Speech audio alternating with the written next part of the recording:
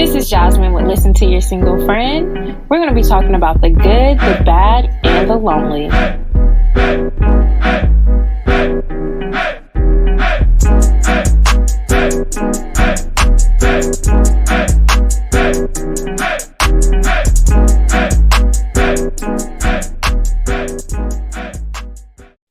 Hi guys, welcome back to the show.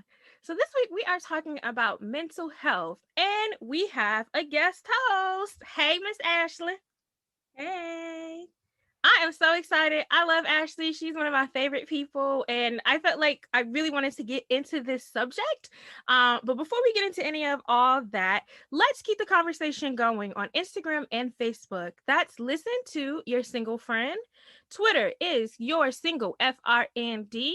Make sure to tune into our accounts on Fridays for Screenshot Friday. Ashleigh, you participate in Screenshot Friday. Like, you be knowing.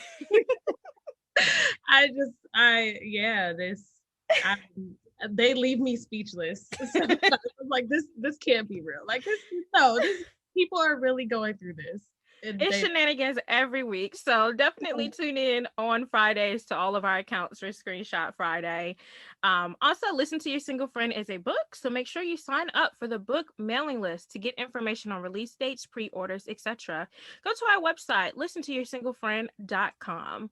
Also, as a reminder, I am uploading these episodes to YouTube. So if you could just quickly go and subscribe on YouTube, just to run my numbers up, I would much appreciate it. All right, guys, we are going to throw it back to our trivia from last episode. Ashleigh, I'm going to give you the honors of guessing what the answer is. I'll go ahead and repeat the question for you, and then you tell me what you think the answer is, okay? All right. Blank percent of women admitted to sending a nude photo. Is it A, 71%, B, 59%, C, 47%, or D, 36%?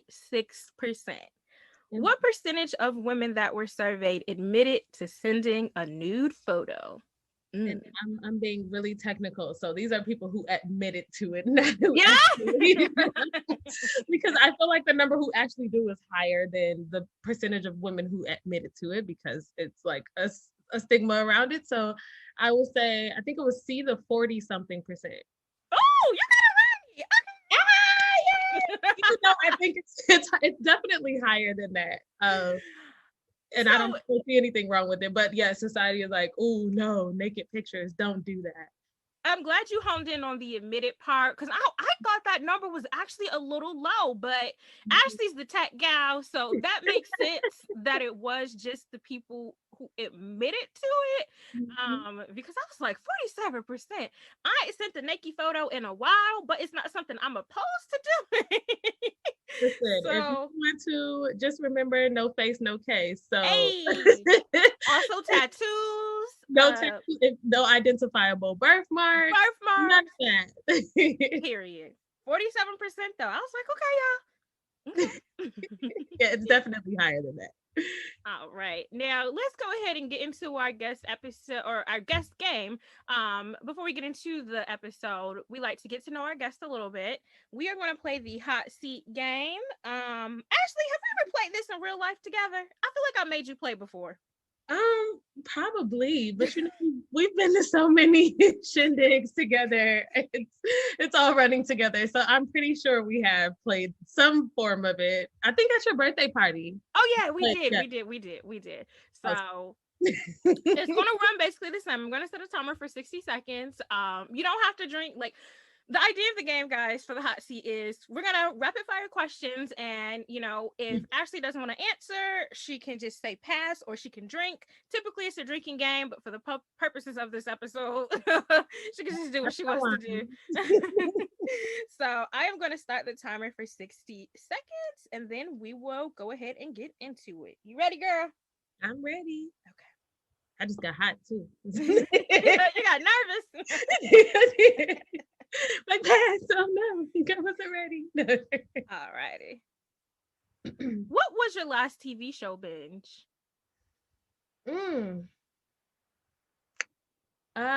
Monk. Oh. I randomly thought about it. It's an old TV show, and randomly thought about it because I used to have OCD like bad as a child. And my grandmother jokingly called me monk. So I used to watch the show all the time, and I randomly thought about it, and so started watching a few episodes of it again. But with grad school, I don't really have much binge time, so that's the closest I got to binging. Actually, we're going to start this game over. You're not supposed to give us explanations. Oh, sorry. We done cut down 30 seconds at this point.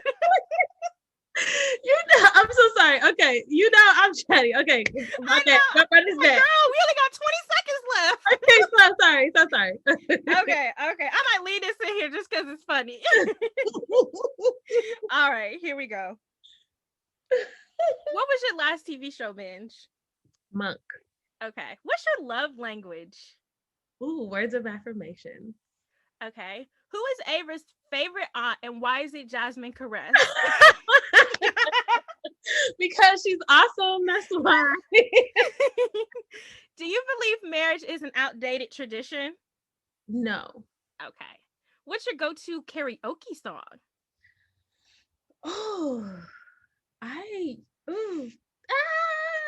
Call Tyrone. Okay. Beer, wine, or champagne? Wine. All righty. What's your favorite physical feature of the opposite sex? Ooh, lips. What are you doing as soon as quarantine is over? Headed to the streets. Hey. What's your sign? Aries. Okay. And do you think body counts matter? No. Okay. Right on the money. Oh, perfect. All righty. Now, at this point, we want to get to know who you are. I love the hot seat game because we just get some fun things out the way. But tell us who you are, your age, where you're from, general idea of what you do, and what I like to call your relationship facts. So basically, are you currently in a relationship? How long were you single before current bae? How long you've been in a relationship? Tell us all your business, sis. Okay, well, my name is Ashleigh, and I'm originally from Cleveland, Ohio, but I now live in the DMV. Graduated from Howard University with Jazmine in 2014. That's how we met. Yeah. And I am a writer, a blogger, a consultant, a grad student, and most recently a mother. Yeah, that's still an adjustment to say that I somebody's mother out here. And I also am a big mental health advocate. I myself am diagnosed with bipolar disorder too. And so I do a lot of work just to have the necessary conversations in our community about mental illness, because so many of us go undiagnosed, untreated, just because the stigma surrounding mental health in our community. So I'm just doing my part by starting conversations and keeping conversations going around mental health. And so my dating history, complicated. So I was with my daughter's father for going on 3 years, taking some space right now. Before that, I was single for 2 years.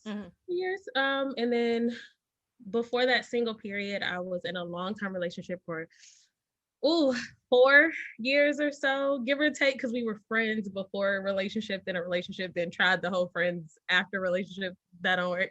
You like a long-term bae. Yes. I enjoy dating while I'm single, but I enjoy being in a relationship because anybody who knows me knows I'm a very loving person and I have a lot of love to give. And it's not always smart to give all that love to just casual dating experiences. Right. And that's a whole nother conversation too. That's true. Yeah, when I'm single and dating, I am all about the having fun, being very casual, being upfront about my intentions. And then when I'm in a relationship, that's it. That's the relationship. Whatever we agree upon is agreed upon. And I'm very non-traditional. So if we agree upon something that's non-traditional, that's our business and that's us. That is your business, yes. like Auntie Tabitha say. Exactly. Very, very good. Very good. Yeah, so that's my little synopsis of me. All right, awesome. Well, we will get into this a little bit more. You dropped some things, and we're going to dig into that once we get into the main segment. All right. All right, guys, now it's time for the quote of the day. The quote of the day is, "You are doing a beautiful job figuring out some heavy shit." So I wrote that quote down, actually. I have a little, like, I think I mentioned this before. I have like a little quote, like, wall. Like, I was really obsessed with like Being Mary Jane, the TV show, where she had all the sticky notes all over the place. So I have like a sticky note quote wall that my friend gave me when I was having a difficult time last year. And that was one of the quotes that I wrote down on my quote wall. And I like this because it puts emphasis on, we know you're figuring out some heavy shit, but you're doing a damn good job at it, you know? And with these last two topics being so serious, especially this episode, last episode, I just want to give a thumbs up to people who are doing the work. And unpacking some serious stuff, you know? Good job. All right, guys, now it's time for goals and goofies. All right, now it's time for goals. Goals this week is Auntie Adele apparently will not have to pay her ex-husband spousal support and receive joint custody of their 8-year-old son. So Adele was not married that long, to my understanding. And I think the reason that we pulled this for goals is because Mary J. Blige did not have that same scenario.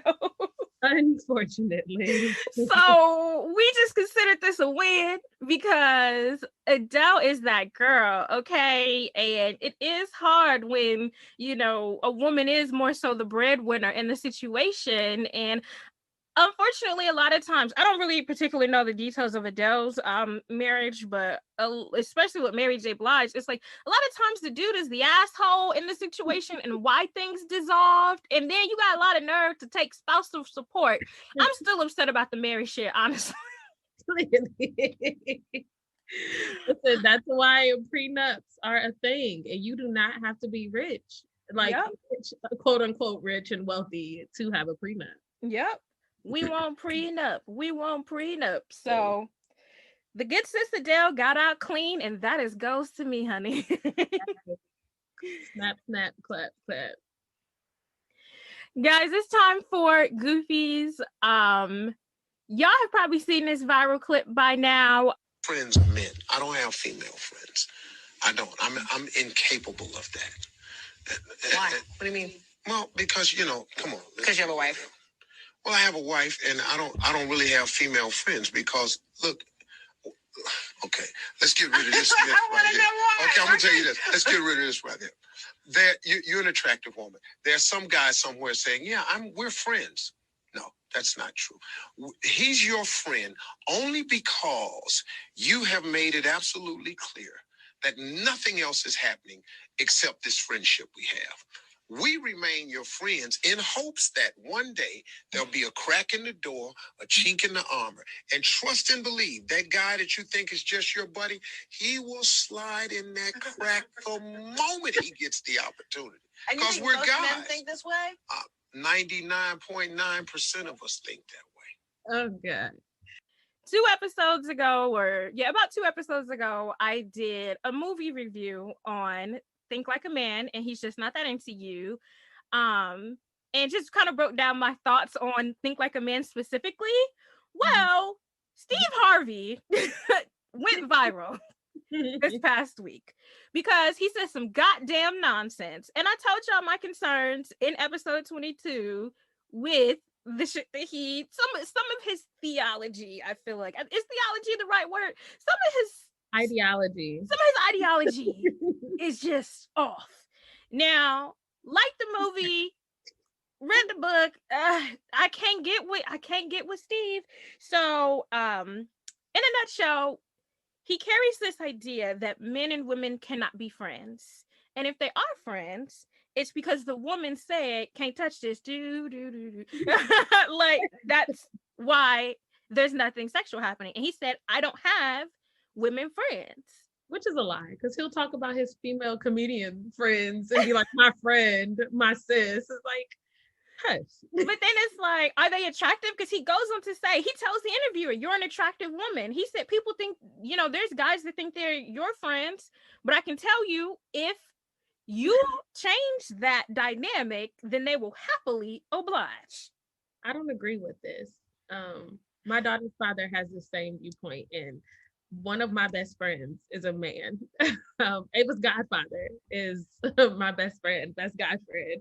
And it's strictly platonic. And so when people say that, I'm like, that is a gross generalization, because females and males can definitely, I hate the word female, men and women can definitely be friends platonically without one or both wanting to jump each other's bones. Yeah. So Steve is Captain Goofy. Steve, and I'm not making an excuse, but it's like, that is a typical mindset of someone his age that is still like, this is the same man that is on his third marriage, that wrote a book about dating. Mm-hmm. That's always trying to tell us what we need to be doing. But he married his mistress from his second marriage. Exactly. Oh, okay. Okay. All right. So got my issues with Uncle Steve, but specifically with this, I think you make a great point, Ashley. Like, that's just not a thing. And it's like, and that's my whole thing. Like, that's a you thing, Mr. Steve. But like, don't try to make it seem like 99.9% of the men's. You can't control yourself. And I was so happy, because I thought that a lot of people were going to eat this up because of who he is. But a lot of people, I'm sorry, y'all, but when even men say that you're wrong, you are wrong. And I think people in general are just over Steve right now, because he's always saying some stuff. Do Family Feud. We love Family Feud. We love it. We love the shenanigans. Like, stick to Family Feud, my guy. But I was just so blown by this. I have male friends too. You know what I mean? And I know how people get about should your partner have friends of the opposite sex, but it's just like, my guy friends are a part of me. You know what I mean? And they really support me and they love me. And it's not in a romantic way. You know what I mean? So when I bring a man around and they challenge him, it's not because they're challenging him for, a romantic spot. It's, I want to make sure you got the best intentions for my sis. You know what I mean? And like, I'm not saying, especially when we were younger, oh, that's my brother, that's my sis. Like, there are definitely people who use, which is why I even with my platonic male friends, I even try not to say like my bro, because I feel like that term has gotten a little bit sully, because I do know people calling people their bro and sis and definitely fucking on them. Ask me how I know about this. No, if you introduce me to your sis, that ain't your sis. Tell me more. Right, at this big age, if you're saying, oh, this is my sis, I'm just like, that to me is the giveaway, honestly. Like, but if you say this is my best friend of 10 years, I'd be like, oh, hey girl, you know what I mean? But this my sis, like, I feel like someone just told me, oh, my friend reached out to me and was like, she's back online dating, and she was like, how do you feel about men having their female best friends on their profiles? That is very weird. Very weird. Why? I said the same thing. Why? Why is that necessary? Like, I said the same thing. Have like their kids because they're letting you know, hey, I have a child. And then some men have like pictures of them and their friends, and you gotta guess which one it is. If he doesn't, girl, hate that, because it don't be the fine one. And then they'll have something snarky in their bio about like, oh, that's just my friend, not my woman. So why put it up there if you need that disclaimer? Right. And that's what she said. She was like, well, he said in his bio that it was just a friend, but like, I was like, I personally don't, because like I said, I just think about myself and my platonic guy friends. Like, I'm not posting Kendall and Matt on my dating apps and being like, they're just my friends. Like, what? No. But that's my thing. It's just like, I'm just not going to do that. You know what I mean? Because it's like, how are Matt and Kendall helping me get hoes? Like, they not. Like, what is the purpose of them being on my dating profile? Like, I don't understand the need for that. Now, I will say for men, like, I think that men do this. I have seen men who have like photos of them with like, they're out and they got pictures with the Redskins cheerleaders, or, you know, like they have pictures with a bunch of women. And I think that they do that because they want to show like, I have women around me. And so I immediately know, oh, this dude is corny, because it's like, you're posting pictures of you with like, you know, cheerleaders from the NFL or from the basketball team. Like, you're lame. But I do feel like men do that just to show like, I have women around me. And so I see why they do it, but it's also lame as fuck. It is. I agree. But to Steve's point, I just feel like, because that's the thing, what he's getting to is almost as if, let me backtrack. If I sat here and I said that men are animalistic, like men, they see a woman and they just can't help but prowl, people would call me sexist. They would say I'm generalizing. They would say that that's not true. Men have standards. Men have this, men have that.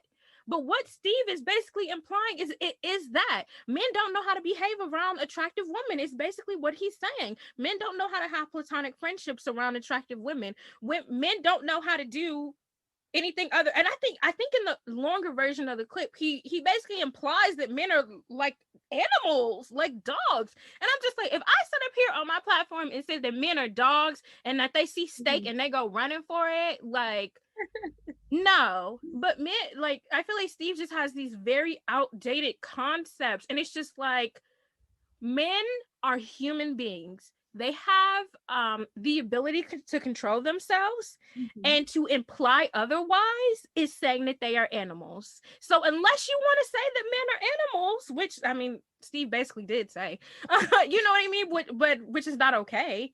Like, what the fuck? It's just not okay. It's just not okay. Yep, I agree. I know I just did an episode about Uncle Steve and his movie, but he getting goofies this week, y'all, because that's some fucking nonsense. He said 99.9%. And again, that's not to say, I do know some friends. We've seen like Lizzie McGuire, and we've seen the shows where the best friend been in the friend zone for about 10 years. We've seen that. So I am not, you know, I'm always giving the full picture. So I'm not saying that doesn't happen, but I just think that he is going very extreme with that. And I think that he's being very sexist. So goofies, Mr. Harvey. Agreed. You need a goofies button. Press it.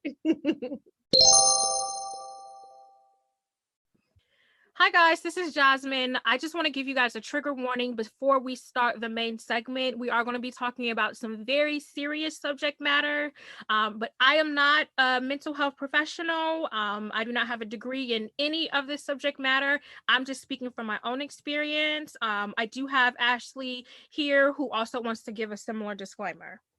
Yeah, hello everybody. And I always, before I give any type of mental health advice or talk about my own experiences, I do want to remind the audience that I myself am not a mental health expert or a professional. I speak from my experience and the knowledge that I've sought out myself.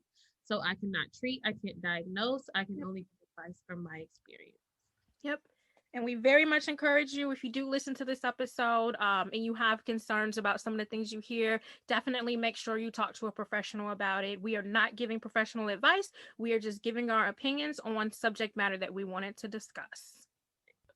All right, guys, now it's time for our main segment. So last episode, we had a discussion on body and self-image that I just felt like it was super important. So I thought it was just natural to do a mental health episode. May is Mental Health Awareness, and we are recording this on May 1st. And I actually knew pretty early in the season that I wanted to discuss this. And I knew that I wanted to bring one of my really good friends, Ashleigh, on to talk about this with me. As Ashleigh has mentioned, you know, is it okay to say suffer with? I don't think so. Suffer with, struggles with. I know there are people who are particular about the language that you use. I'm not. And if it is something that is offensive, I will correct in love. Okay. All right. I'm just going to read what I wrote. Okay.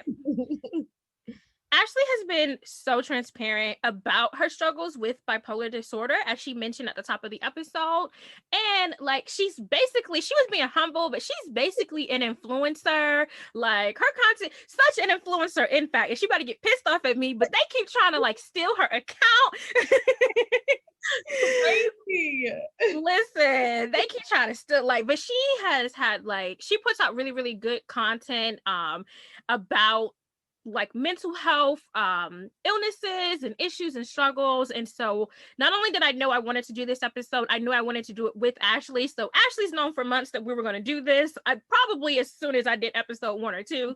So she's always been on the list. So I'm super excited now that we're getting ready to close out this season, that Ashleigh gets to be on this episode with me. And I love her, and I love my little niecey poo, Ava Jewel.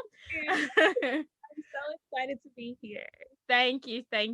So I just wanted to talk about what we're going to do is 2 things. I want to talk about dating with a mental health diagnosis, and then we're going to talk about how dating affects your mental health. So just to kick it off, Ashleigh, I know you told us that you were diagnosed with bipolar disorder. Can you just walk us through your journey?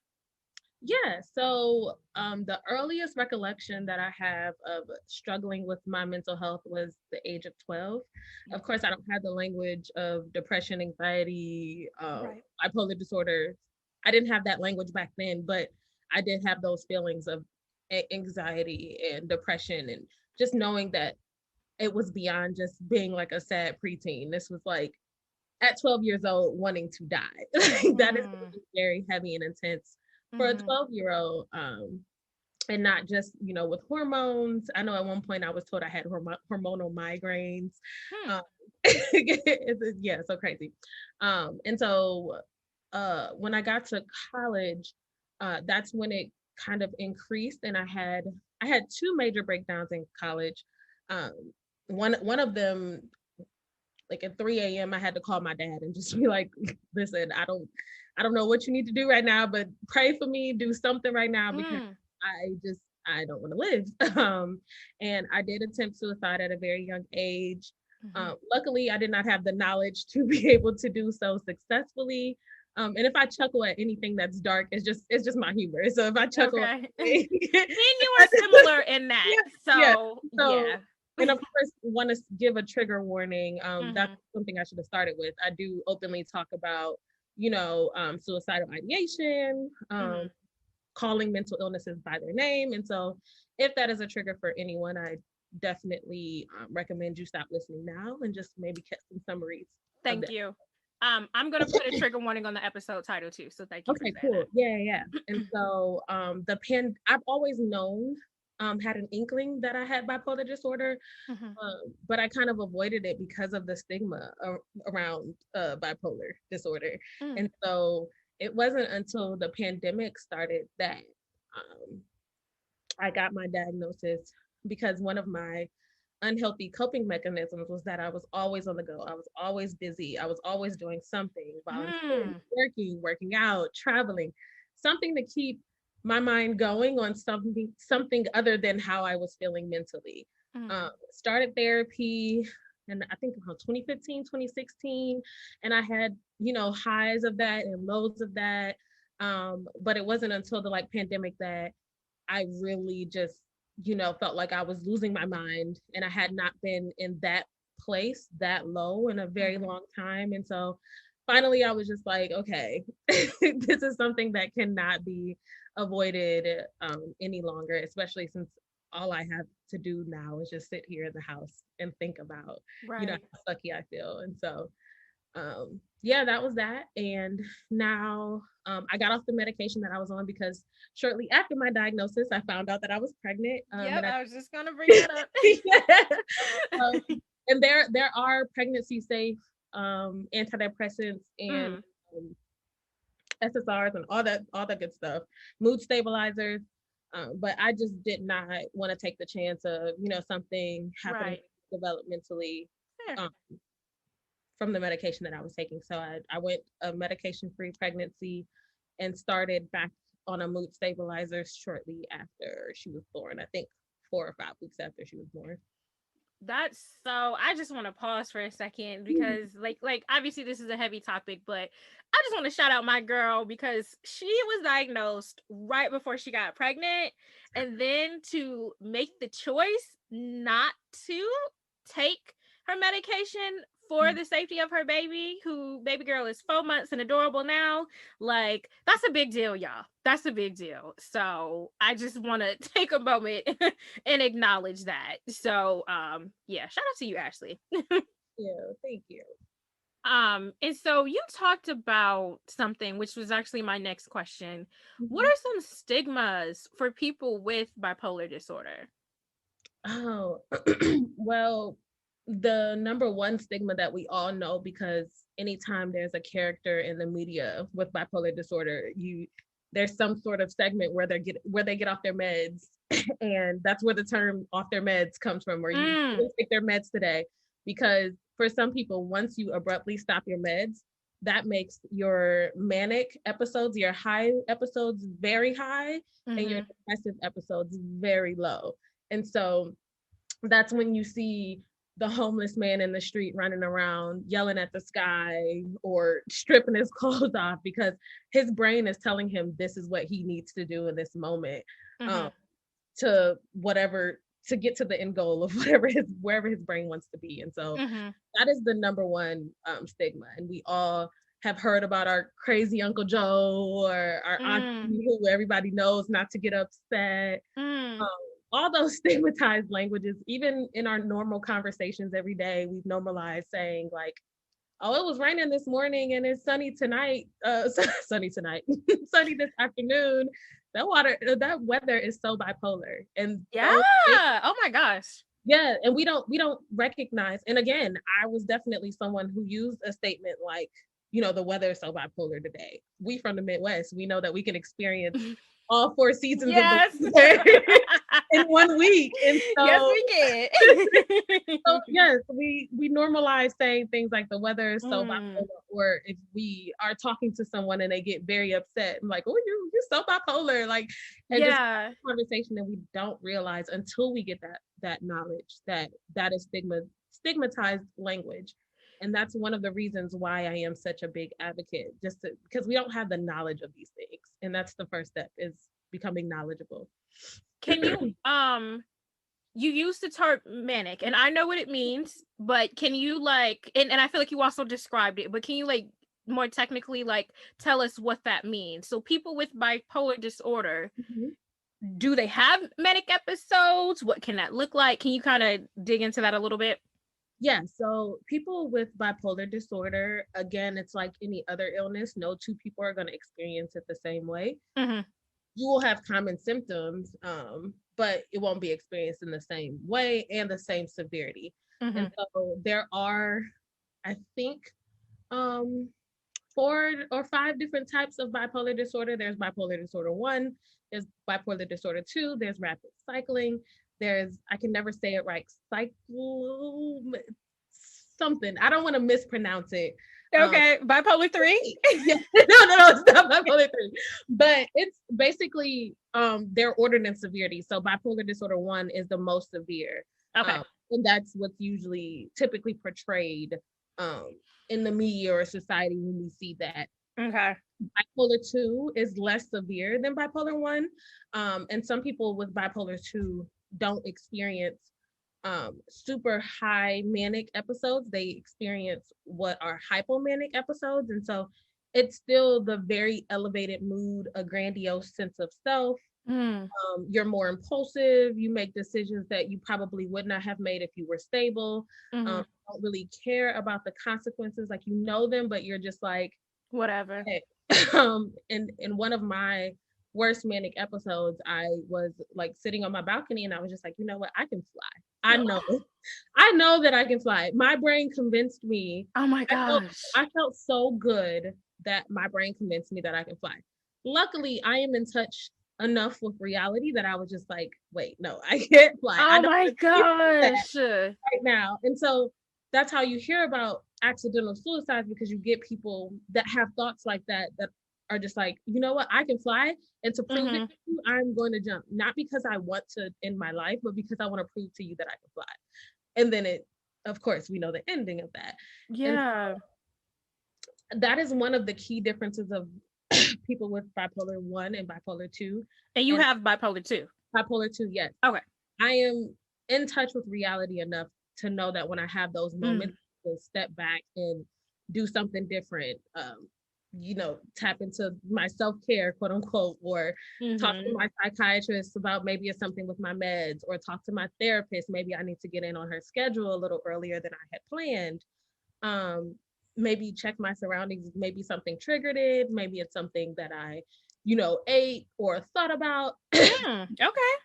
I know. Yeah. It's crazy. I didn't know food was an impact too. That's interesting.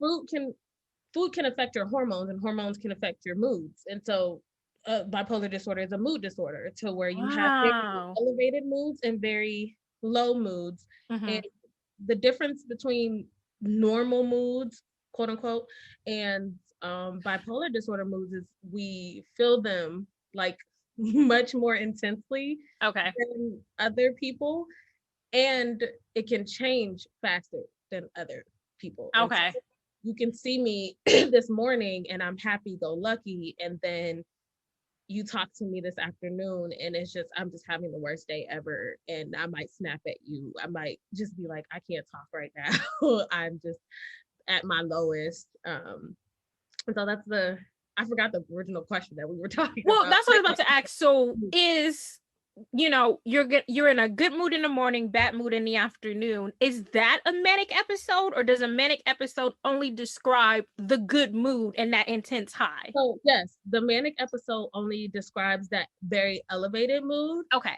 And it's not always like flip of the switch.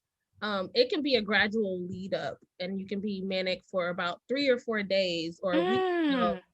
And some people can't recognize when they're manic. They just know that, and that's why a lot of people take so long to get diagnosed. Because when you feel good, and you're like, right, nothing's wrong with me, I'm good. And just think about your, like, the time you felt your best self.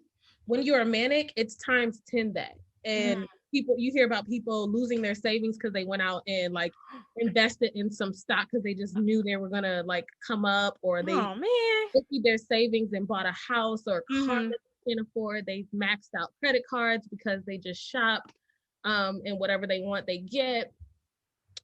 Excuse me, and I need to stop saying we. I'm in that crowd too, because when I want to take a bag, I'm gonna swipe that card. Oh gosh. But yeah, I've definitely had to put limits on my spending because of that. Because there'll be times where I'm just like, treat yourself, but sis, you treated yourself 5 times this week. Right. That's not okay.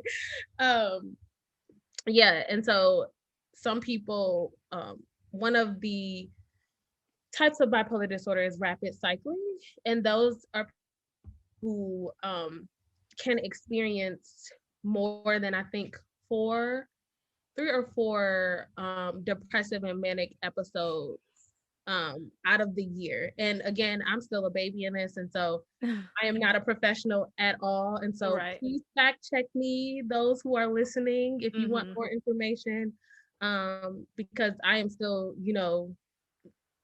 educating myself. Right. And educating others as you're educating yourself. While I'm educating others, yes. Yeah, so if you're interested in learning more about the moods, just literally Google bipolar disorder moods, and there are different chart infographics. If you're a reader, if you're a watcher, there are people who blog about it on YouTube. And so, yeah, the information is there in whatever medium you want to consume it. Awesome. Well, I really wanted to start off the episode this way. And I was intentional. We had Dr. Erica on the last episode, but I was intentional about bringing, a person who suffers from bipolar disorder. I know we talked about terminology and how we speak about things. And so we're not supposed to say, what did you tell me earlier? We're not supposed to say. I was saying to use, whenever you're talking about any disability, the go-to is people first language. And so instead of saying a bipolar person or an autistic person or a blind person, say a person who's experienced experiencing blindness, or a person with bipolar disorder, or a person with autism. It's just people first language. And that is going to change. Again, no two people are alike. And so I am not a stickler with language. If, again, like I said earlier, if it's something that is offensive, I'll correct in love. But I'm not going to be too picky about the language. But there are some people who will dead stop you and say, hey, no, don't call me a bipolar person, call me a person with bipolar disorder. And you just have to respect that. So yeah, people first language. And that makes sense, because I think you had made the comparison, we were talking offline about like a person with cancer. We don't usually say, there's such a difference between people with mental health and people with, like, you know, other types of illnesses like cancer. So with cancer, you'll say, oh yeah, that person with cancer. You don't say that cancer person. You know, like it's very different. And we talk about this, and you put out content about this, but and even before we start this episode, I wanted to make sure I got my terminology right, because I was like, is it appropriate to call this an illness? And Ashley said yes, because it is an illness. It is. And like I said earlier too, I watch my verbiage, and I know that I'm perpetuating stigma when I am hesitant to say mental illness, but it's mental illness. And so I correct myself when I'm saying, oh, you know, I struggle with my mental health. No, I have a mental illness, and that causes me to have issues with my mental health. But you know, call a spade a spade. It's an illness, a mental one. and don't be vague. And say it with your chest.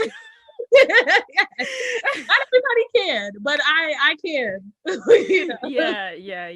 Yeah. No, I appreciate that though. But what I was saying was, I was intentional about bringing a person with a mental illness on this episode, because I wanted to hear it from your perspective. It's one thing for a doctor to talk about it, but I wanted to hear it from your perspective. So, you know, just quickly want to thank you for you've always been big on transparency. But I just think that it's really, you know, I don't know, it's really awesome that you're willing to share your struggles and to educate people while it's something you're actively dealing with. So thank you for coming on the show and just educating us really quickly.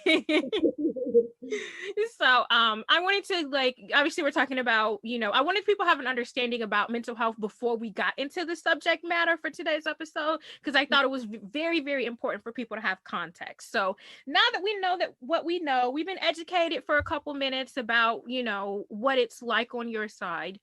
What are your thoughts on disclosure while dating?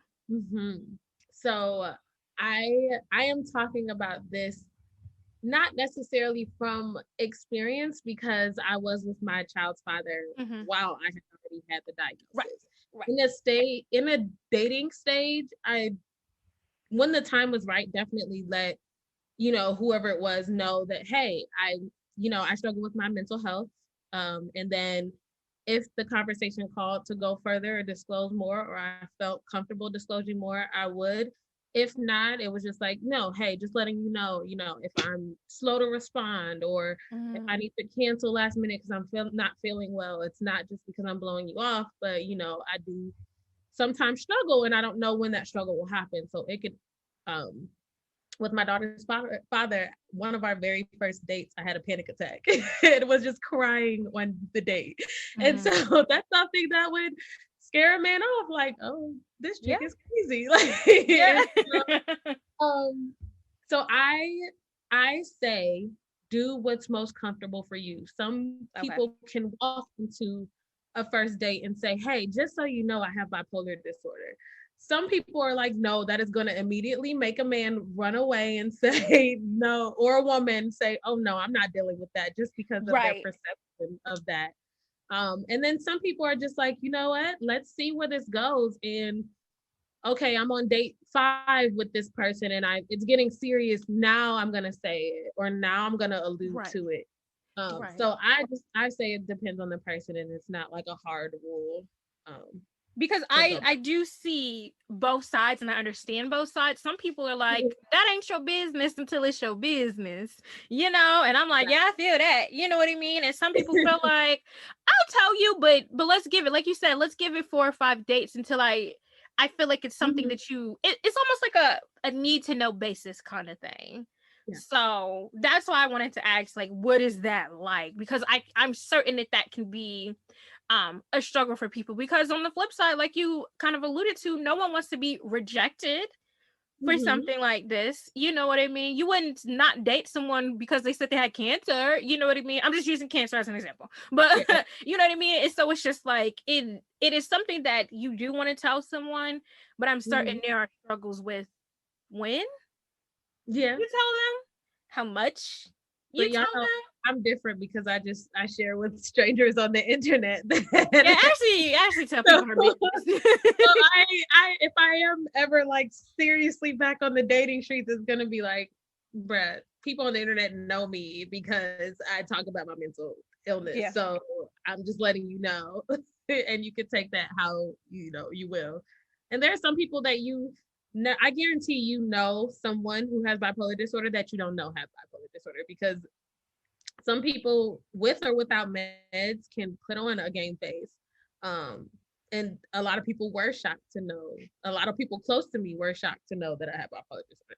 There were some people that were just like, "Oh, that makes sense." Oh my That- gosh, were you annoyed? and I mean, I wasn't offended by that because I can recognize moments in myself, where it made sense. That was the only thing that made sense of why I did that or said that or thought that. It's just like, no, that was Okay. just my working against me. And so Okay. Did you feel the need to go back to old partners?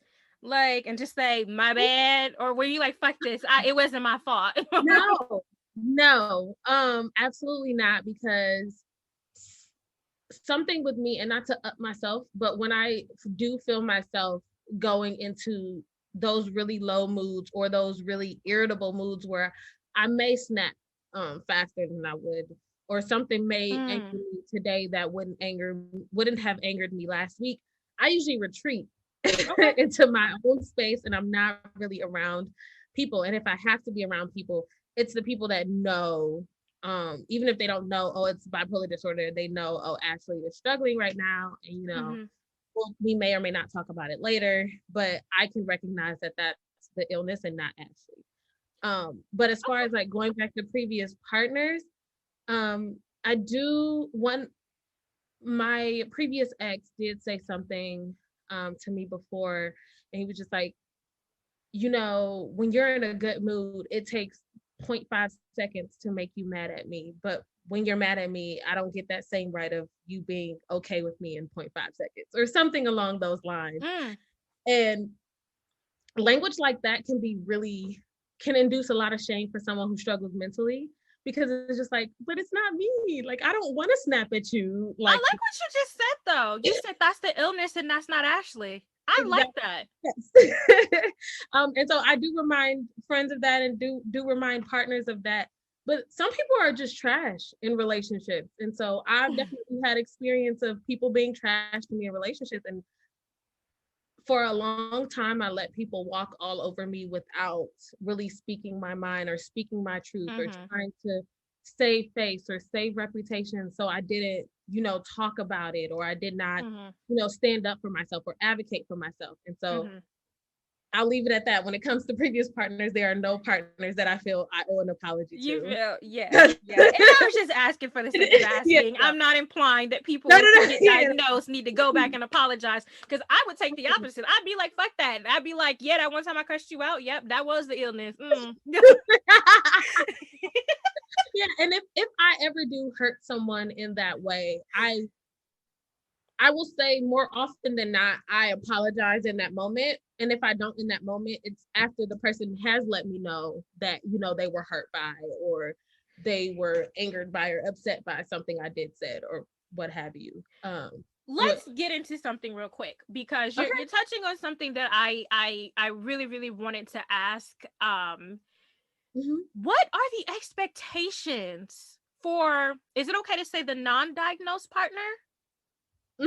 Yeah. What are the expectations for them? So, you give full disclosure, say this is what it is, and let's say something happens, you have a manic episode. Like, what is the expectations? My assumption would be, you would expect the partner to do their research, You know, but like, what are the expectations for them? Like, even when you first disclose, and then when something happens, or if something happens.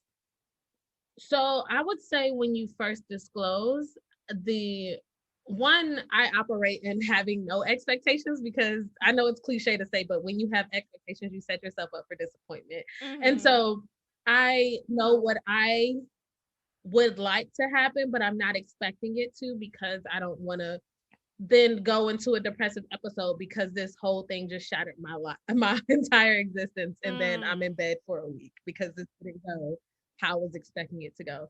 And so at disclosure, my personal expectations, I would say something along the lines of, hey, this is something that affects me. I am currently, medicated and blase, whatever. If you want to know more about it, I'm personally an open book. So if you did have questions, I can answer. If I'm uncomfortable with it, I'll say that. Or I can point you to resources. When I was first diagnosed, I'm very organized when it comes to documentation. I'm a consultant, and so I printed out articles. Oh my gosh! You gave this man a book. Look, read this.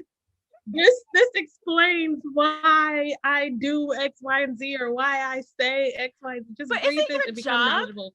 To educate him, do you feel like it's the diagnosed partner's job to educate? Like what Leia said, what's the expectation?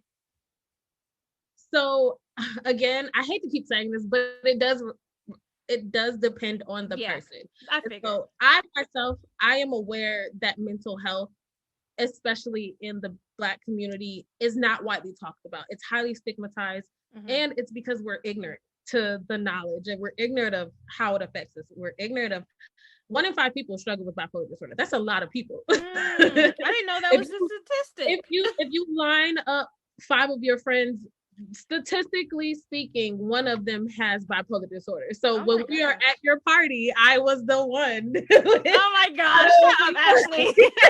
Just to put that into perspective. No, it does though. It does. It does. So I don't think it's anybody's responsibility to. I think so me and you as friends, if I told you I have bipolar disorder and you are one of my closest friends and I'm with you a lot, and so here's how you can support me through this, or if you do want to know more, you can learn more. You as I don't want to say normal, the undiagnosed person can say, okay, I really care about Ashleigh and I want to know more, or not even just saying, oh, I care about Ashleigh. Oh, I'm curious to know more, or that one time Ashleigh just acted strange. This makes sense. Let me go look up what that's about. And so everyone has the obligation to do that. But if you desire to really help and support your partner or your friend or your family member, the first step is to gain knowledge. And then the second one is ask them how they want to be supported. Because I like that. Not everybody wants to be supported in the same way. Some people, and we recently had this conversation, sometimes when I'm venting, I want solutions. I want to say, hey, here's what I'm going through. Help me strategize. Help me think about this. And then there are times where I'm venting and I just need you to say, you know what, Ashleigh, it's going to be okay. You know, it don't feel okay right now, but it's going to be. Do you need me to come and we can get it out? And so ask the person how they want to be supported, and then the diagnosed person tell those in your intimate space how you want or need to be supported, and that won't always look the same for different people, right? I like even that, because I was almost feeling like I asked the question wrong, but no, that makes sense, because it's I think it's fair to expect that the undiagnosed partner does do their research, but the way that you support them, expectations and supporting are 2 different things. So I think it's fair to expect the non-diagnosed partner to do their research. You know what I mean? This is someone you're dating, you should want to know, okay, what is this? What makes them tick? What triggers them? You know what I mean?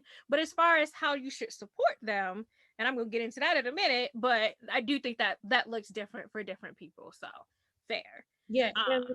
Something I did want to stress, because I actually wrote about it on my blog a very long time ago, is that partners don't have to stick around just because you are struggling mentally, and they don't have to take the treatment that they receive from a mentally ill person just because that person is mentally ill or just because they're with them.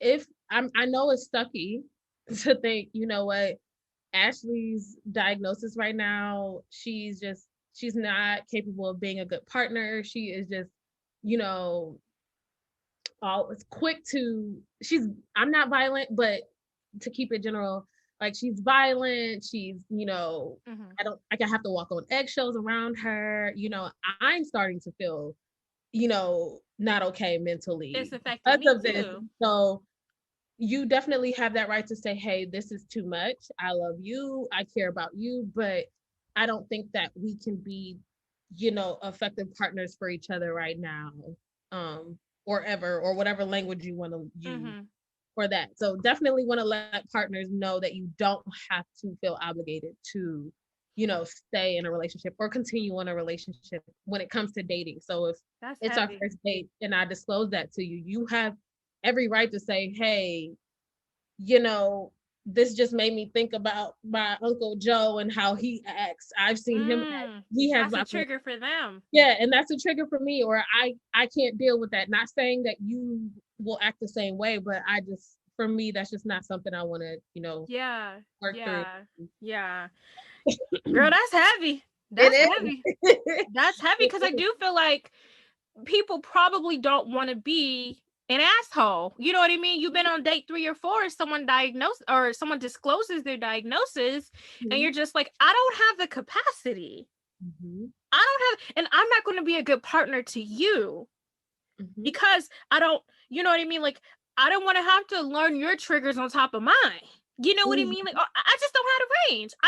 You know what I mean? Certain people know themselves and they know I don't have the range, you know, to handle a person who has a mental illness.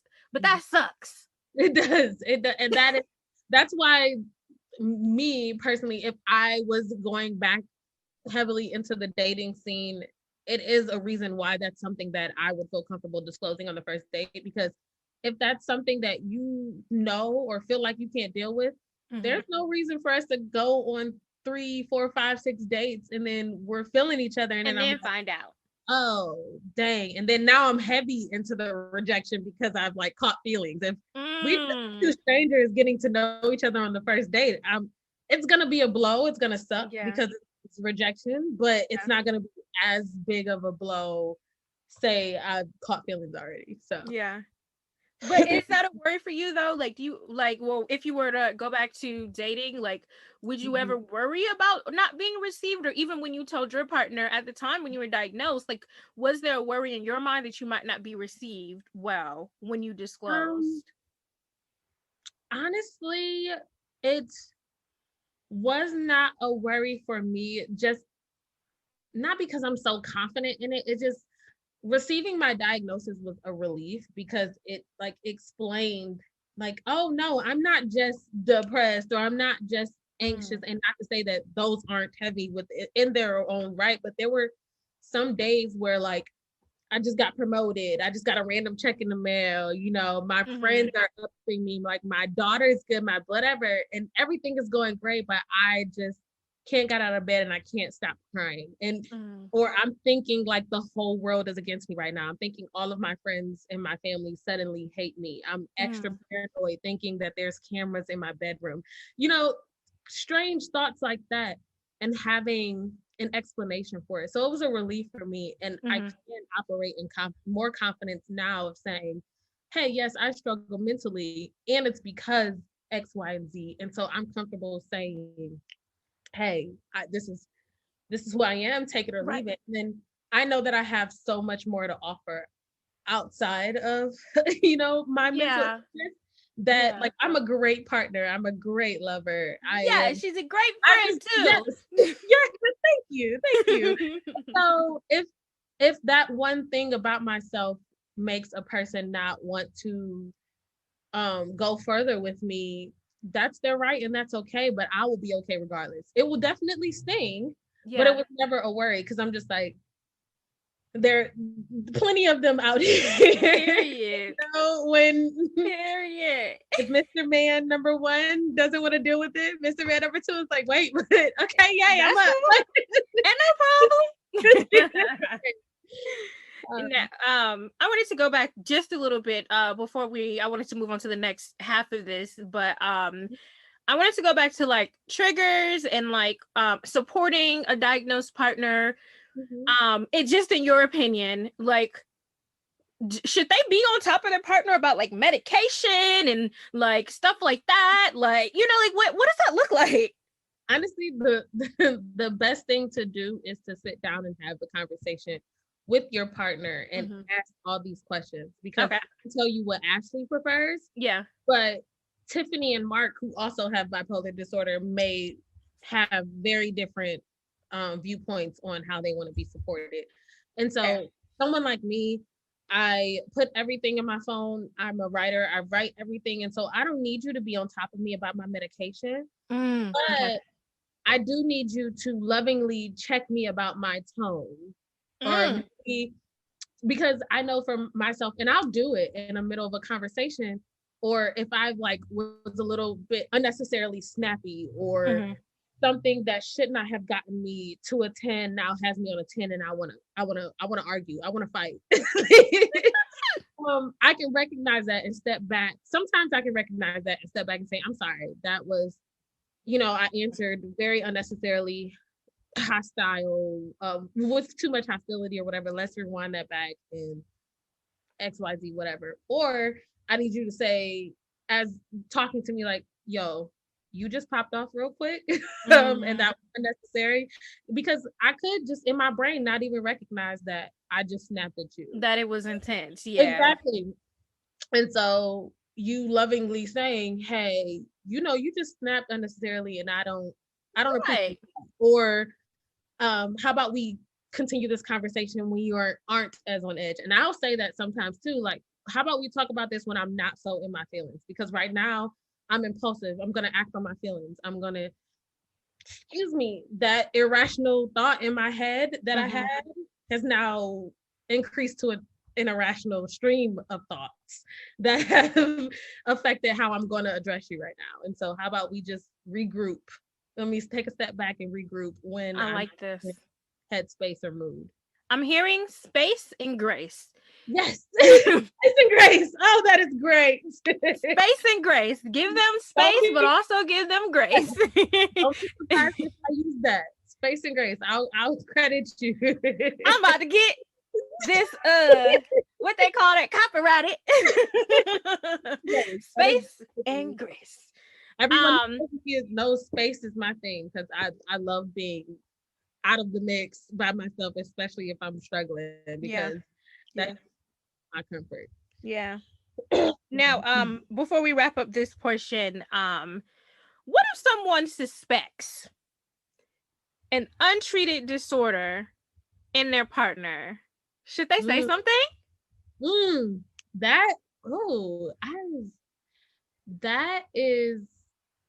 That's a good question. I would say yes, but cater it how you know your audience. I'll say that. Know your audience. Someone like me, you can come to me and say, hey, Ashleigh, I've noticed lately that, you've had really high elevated moods. You're spending a lot. You're being very impulsive. You're just doing things or saying things that you normally wouldn't do. And I've noticed it for a while now. Maybe, because I'm someone who is diagnosed, maybe you should schedule a therapy appointment, or maybe you should talk to your psychiatrist about, your dosage and how that's affecting you, something like that.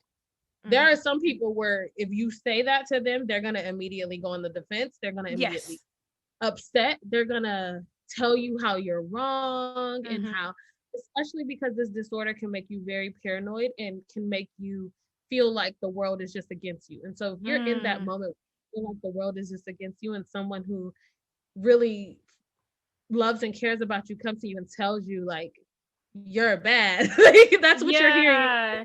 You got to be gentle. Yeah. Exactly. So Okay. I would say whatever you do and however you approach it, do it in love. And Okay. if avoid saying things like, oh, you always snapping, or you're lazy, you won't get out of bed, or the house No. has been dirty for 2 weeks. Like, try to get away from language that can cause shame or guilt, because then that person will definitely not react favorably.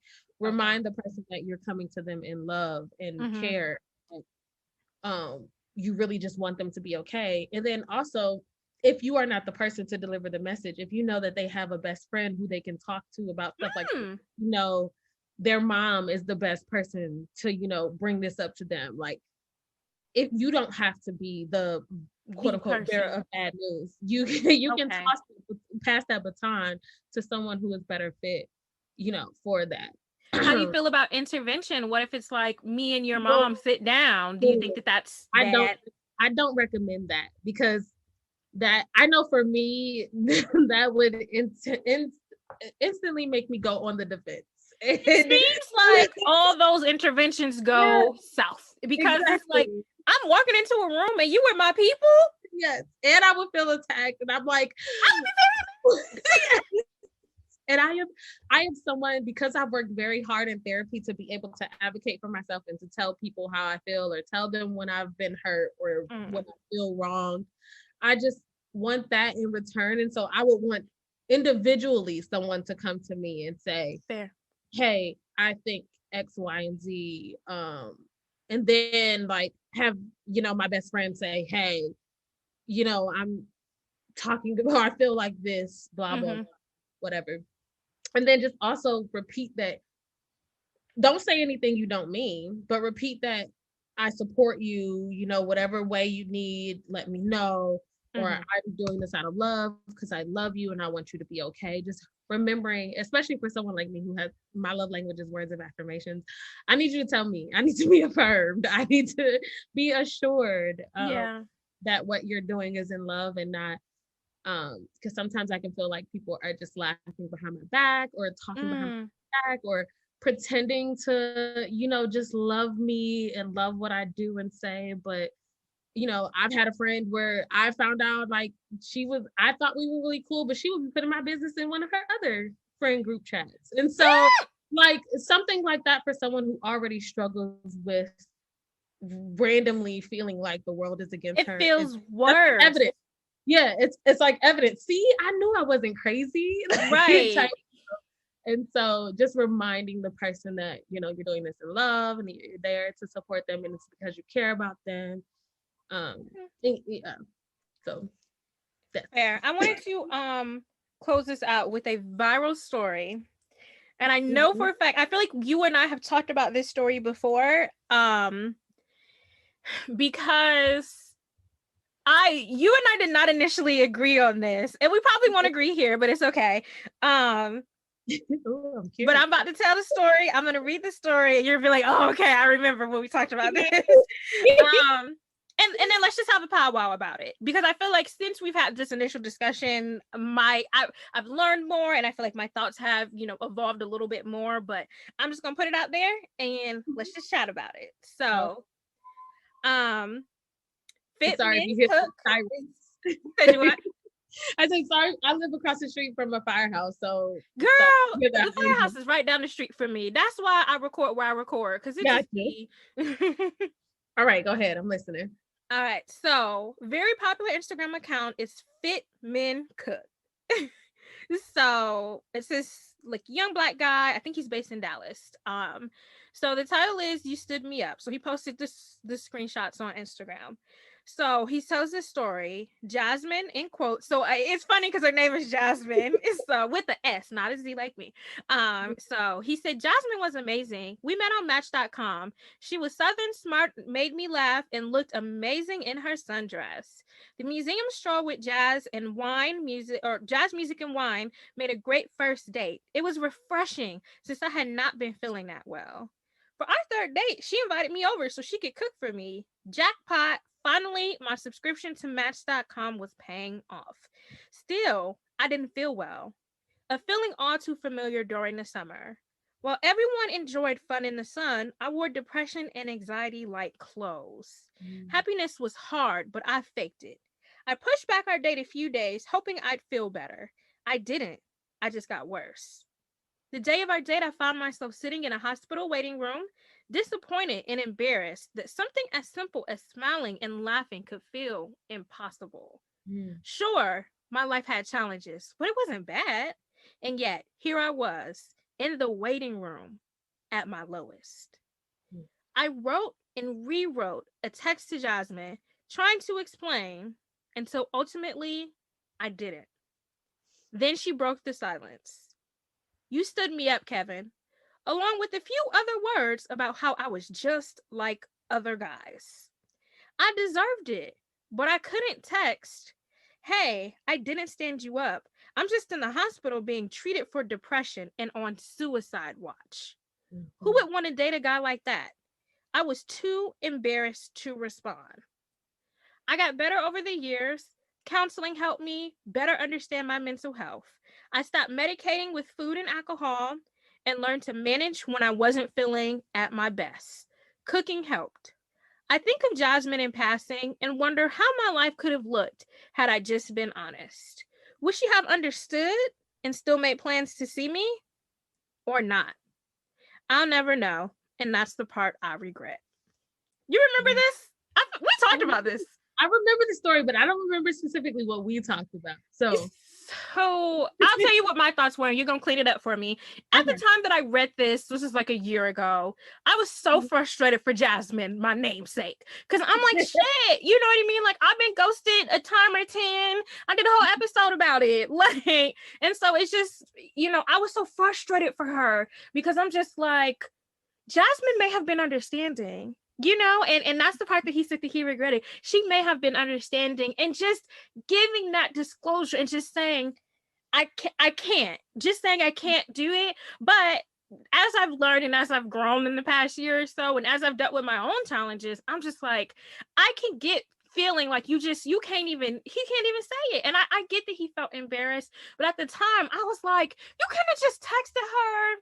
Or you couldn't have followed up with her. And so people in the comments were like, we love. People in the comments were like, reach out to Jazmine right now. Tell her what happened. Send her this post. And I was like, don't be disturbing Jazmine. Like, don't be telling her, for me, I just feel like it's too little too late now. But it's like, had a month gone by, she may have been understanding, So I think my frustration was I put myself immediately in her shoes and just yet another one. You know what I mean? Like I put myself in her shoes. As I've evolved, I get it, know. But man, that story was frustrating for me. But go ahead, take it away. I definitely get both sides. And believe it or not, I have been on both sides of that. And so I would say for him, if I was in his shoes, I am someone who is comfortable in saying, and I have to remember that and remind people of that when I give, either advice or what I would do or my experience, because I do know that I am not the standard. I am not. You're very transparent. Yes, I am an outlier to the 10th degree. I will get on Instagram and say, hey, I don't want to live this morning. Yeah. And so I know people do not and cannot do that. And so I would say for him in that moment, and it may seem when you are in the thick of it, something as simple as sending a text message to say, hey, I'm not going to make it tonight, can just seem like the biggest weight on your shoulder, because then you have that guilt of saying like, I just told her I can't make it. She's going to think X, Y, and Z. She may think I'm on a date with someone else. She's going to think that I'm not reliable, or she's going to think that I'm not into her. And so you have that guilt on top of how low you're feeling. And so sometimes your brain is just like, don't say nothing. Don't say anything. The less they know, the better it'll be for you.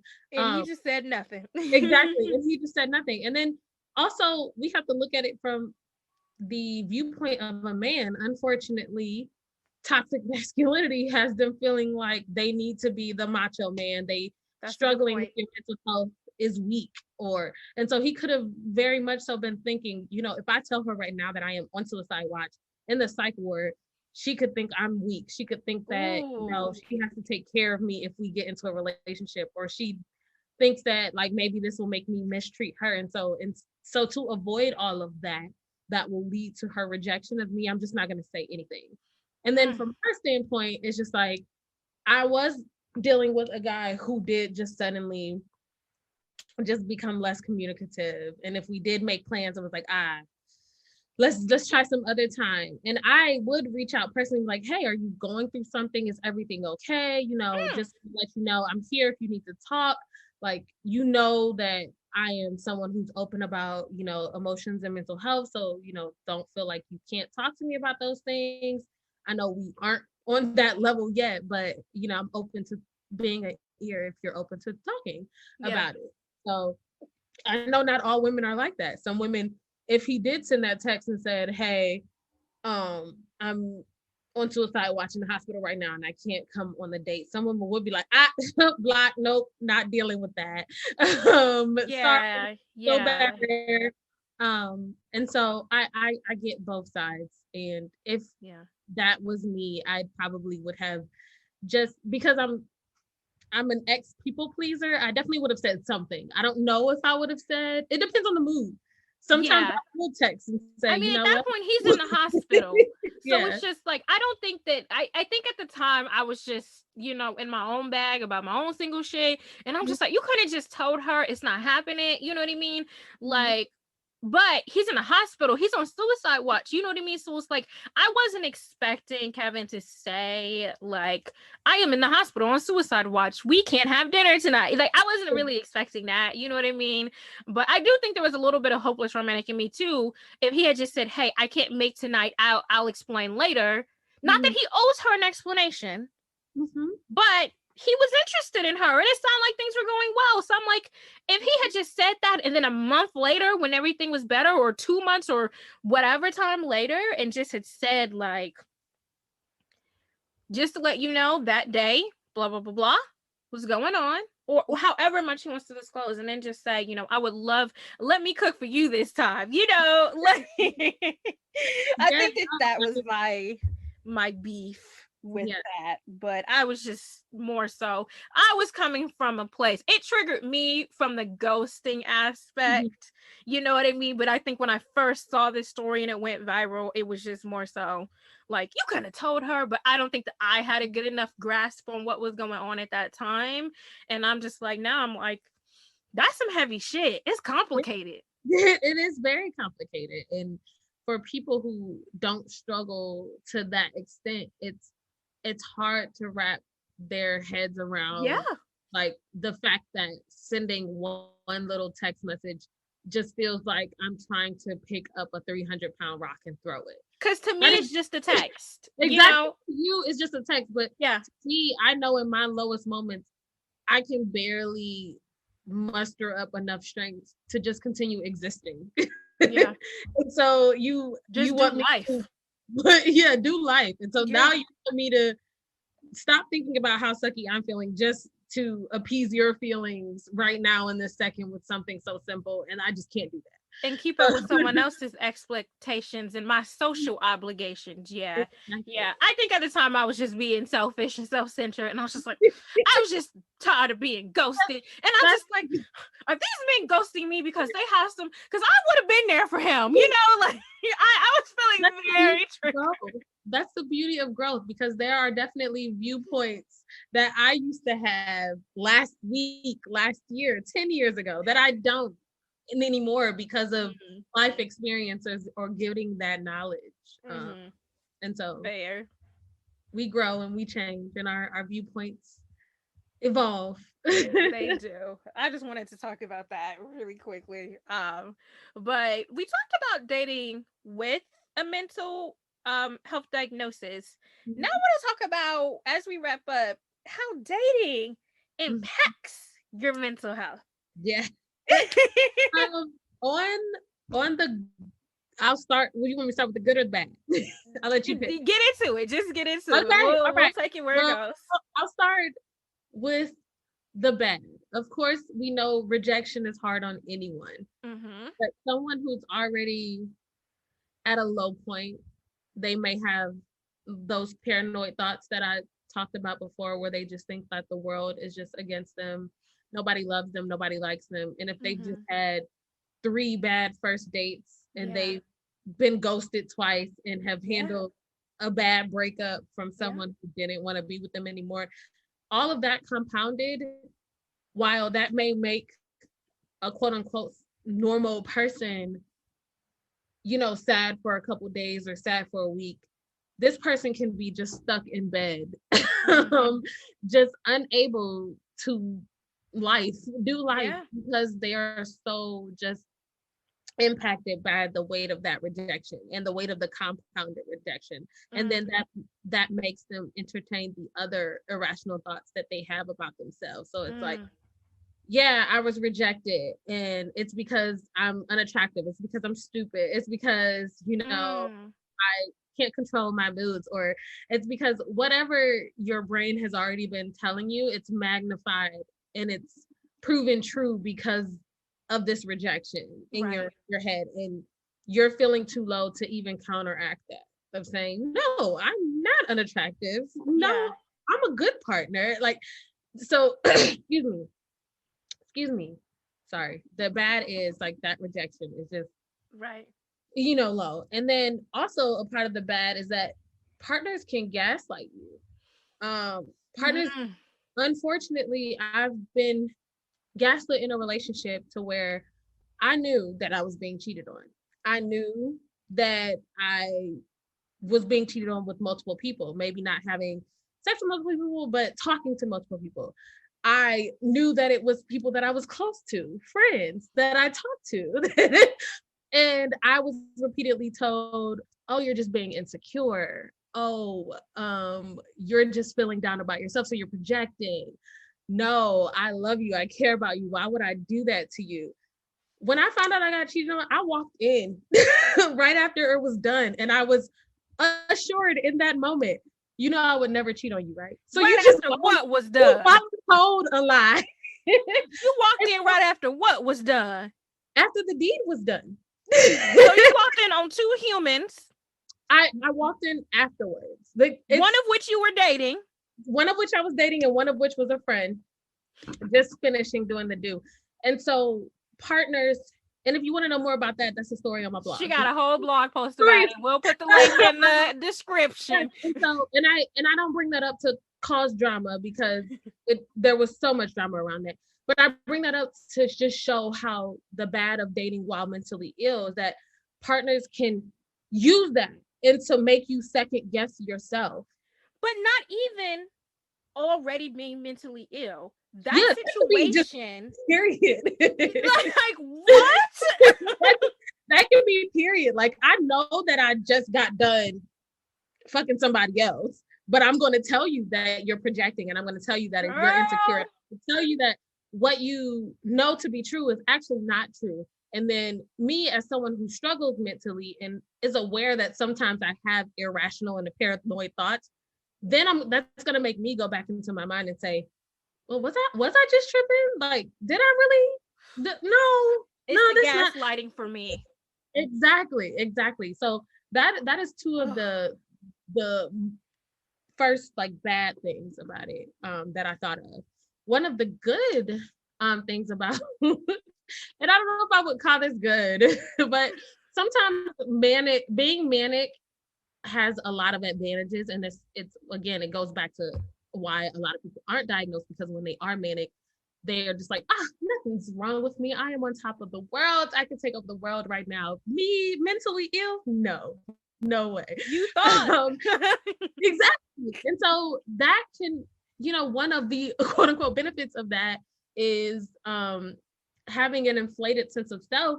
You are more open in your relationships. You are more open while you're dating. You are just like, I'm the shit, so I'm going to go after what I want. I'm the shit because I'm going to advocate for myself. I'm going to show up how I want to show up in this relationship, you know, in a good way. One of the symptoms of that some people struggle with bipolar disorder is hypersexuality. And it's sex is not just a desire, it's sometimes a necessity. Like, need. Okay. if I don't get that release right now, I'm gonna be thinking about it, or I'm just gonna be on edge. And so if you are someone who has a partner in a relationship and you're hypersexual and they're just like, all right, you want to have sex all the time, let's get it. Yeah, like they won't immediately in their head think, oh, this is because, you know, she's manic right now and we just had sex 6 times today because that's just what she wanted. And it's just like, and on the flip side, y'all could not have sex for 2 weeks because you're on the other side of it. So exactly. So yes, okay. That's sticky. a bad one. Yeah, okay. I see the parallels. And then also a good one is just getting beautifully surprised with a partner who just knows how to support you and just knows your rhythm and just knows, you know, just knows what to do and what to say.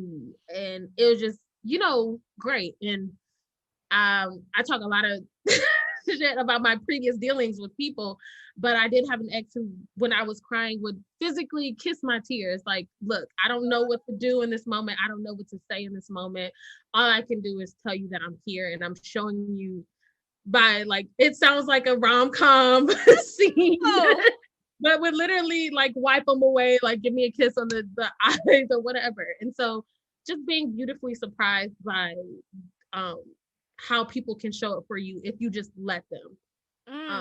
People can't show up for you. Repeat that part. If you just what? If you let them.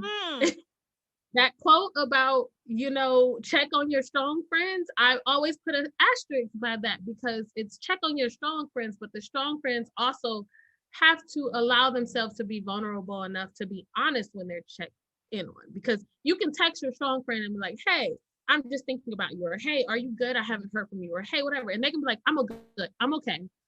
Meanwhile, they're in their tub having a full-on crying fit. Girl. And me, I'm taking you at your word. You said you're okay. I'm not gonna there.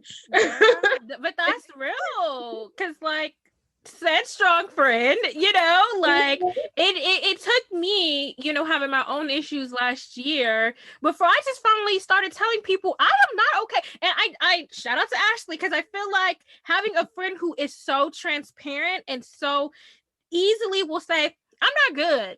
For me, I felt like that's weakness. I am that bitch. I got this and that going for myself. Like, weakness, emotions, what? You know what I mean? That's just like never.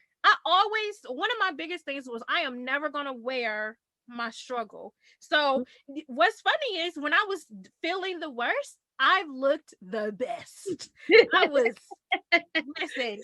Look, I may feel like shit, but I'm not gonna look like it. I'm not gonna look like my struggle, which I still abide to that in a different way. I'm not gonna look like my struggle, but at the end of the day, I was just like, but that's so real. I had to learn in the last year. So, and I think you know, for everybody, when we didn't even talk about this, the quarantine, people who may not be diagnosed, you know what I mean? They may still be struggling in ways that we don't see. And a part of that was just people would check on me and I was just like, I'm not good. I miss people. I miss peopling.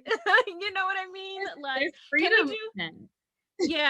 we do a happy hour? You know what I mean? Like, but that's the self-awareness that everybody doesn't have. You know what I mean? And everybody's not comfortable doing that, which, like you said, if you let them, and I wasn't that type for a long time. You're doing yourself. I had to learn this because I was definitely that friend that was in my apartment in the dark crying about life, but would text someone and say, yeah, I'm good. What's up? There's freedom in just being really vulnerable in that way. Yeah. Because you're not having to put on yet another mask or fake the funk any longer. If you text me and say, hey, I really need to vent about such and such right now. I love my friends who text me and just like, hey, I really need to talk about X, Y, and Z. Do you have the capacity to talk about it? Because I've done that to Ashley. Yes, you have. I appreciate that.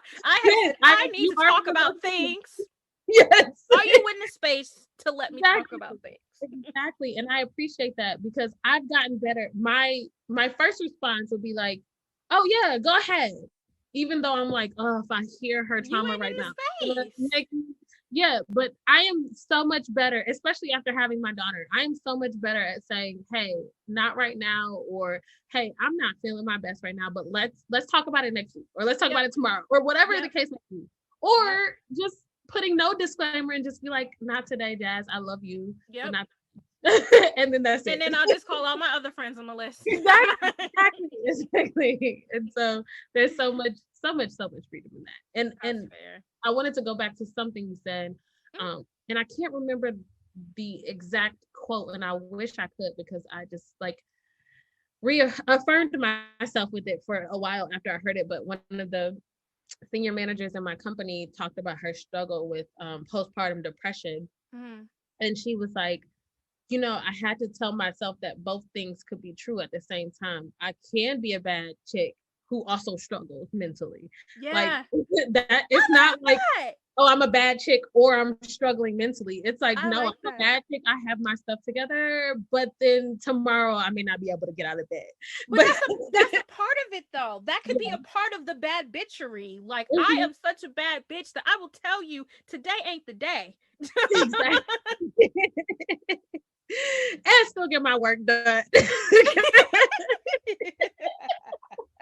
Or not, and that's okay. Or not, but that's a part of the bad bitchery. Exactly. But eventually, we are laughing, but we are dead ass. Listen, laugh to keep from crying sometimes. Oh my god. No, that's good. That's good, because it's not an either or. I like that. I like that. It's not an either or. It's not only am I that bitch, I'm that bitch that will tell you, I'm not even feeling good emotionally today. I'll check you on Tuesday. That Tuesday may even become Friday, but no, I love you. Yeah. So talking about how dating impacts mental health, we went on a tangent, but it was a very important tangent though. So definitely leaving this in. So with dating impacting like mental health, I was reading on this, and like, did you know that there are like hundreds of statistics about how online dating affects your mental health negatively? There are a lot. Sure, but it's definitely the case. Like it's putting yourself on a stage for the world to say, yes, I find you attractive, or no, I don't find you attractive. And yeah, that's, and I'm like, I did not expect. I was just like more so looking up like how dating affects, you know, your mental health, and it was just article after article, scholar journals about how online dating specifically, because I was just thinking dating in a nutshell, but specifically how online dating affects your mental health. And so according to Psychology Today, they were basically saying like online daters are subject to what you alluded to before, regular rejection, constantly being disliked, ignored, and also contributing to self-doubt, which is a throwback to episode 23 about self-image. Like, and I was just like, I never thought about it like that way. That one of the pros of online dating is that it opens up your dating pool. It does. The complimentary, if it's even complimentary, con to that is that it also opens up your rejection pool. So whereas before you were meeting like maybe 5 guys and 2 of them rejected you, you're meeting 15 guys and 8 of them reject you now. And so it's like, I have to figure out how to balance being rejected by 8 different guys this week. Like not even a month, like this week. I don't know. I'm so, you know, I'm so pro get out there and date, and so pro it's a panty, so you better get your ass online. And so maybe I've been a little bit too hard on the girls, because I'm just like, y'all just stop making all these fucking excuses. It definitely depends on the person. There are some people who thrive with online dating. Yes. And there are some people who are just like, you know what? I create and delete my Tinder every other week because, you know, some days I'm for it and some days I'm just like, this is too much. Yeah. I'm in child's father on Tinder. So Tinder, I've had some good luck with Tinder in my days. I've also, had some not so great luck. Yeah. Ashleigh's one of the success stories I tend to reference when I talk about online dating. I'd be like, I know people who met. I got a whole baby on Tinder. A whole Tinder baby. We need to write an email to Tinder about your Tinder baby. Actually, if you get married and invite them to your wedding if you met on Tinder, they won't come to the wedding, but they'll send you a gift. Oh, so people, if you meet on Tinder on Tinder and you get married, send them an invitation to your wedding and they'll send you a gift. So I've heard. I don't know this to be true though. Noted. I don't have good luck on Tinder, but I do agree about this. I guess they just didn't. I don't know. It's complicated for me because I feel like women in particular, we do make a lot of excuses because it's like, I just don't want to deal with, all the shenanigans. There's going to be shenanigans online or in person. You know what I mean? But everybody not built for this constant swipage. You know what I mean? Because it's to the next point is some people feel like online dating is demoralizing. Mm-hmm. And it's like, I guess I just really didn't put that into perspective until I was doing my readings on this. Cause I'm just like, I am. So, I still try to humanize online dating. I still try to be fair. Now I don't believe there's ghosting on online dating because until we've taken it off the app, but I can see how it feels like. Because a lot of girls are like, this man messaged me and said, do I want to touch his wiener? And I'm just like, girl, like.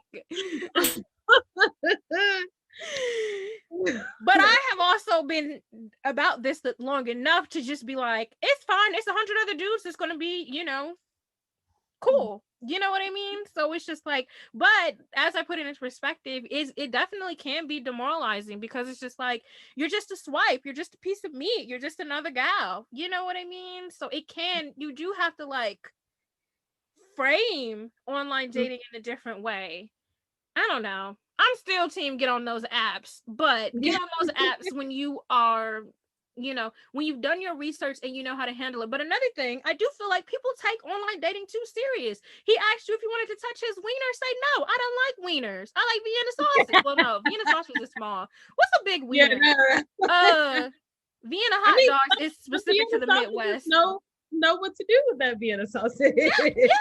Yeah. My whole thing is, I don't know. I feel like they be tripping. Yep. No. Definitely. I feel like some of the hesitation. My daughter would not be here without online dating. So and we love Ava. Definitely a proponent of online dating. Ava is the future president of the United States. Like, we would not have our future president of the United States if it wasn't for Tinder. Our future Beyonce. Like, what?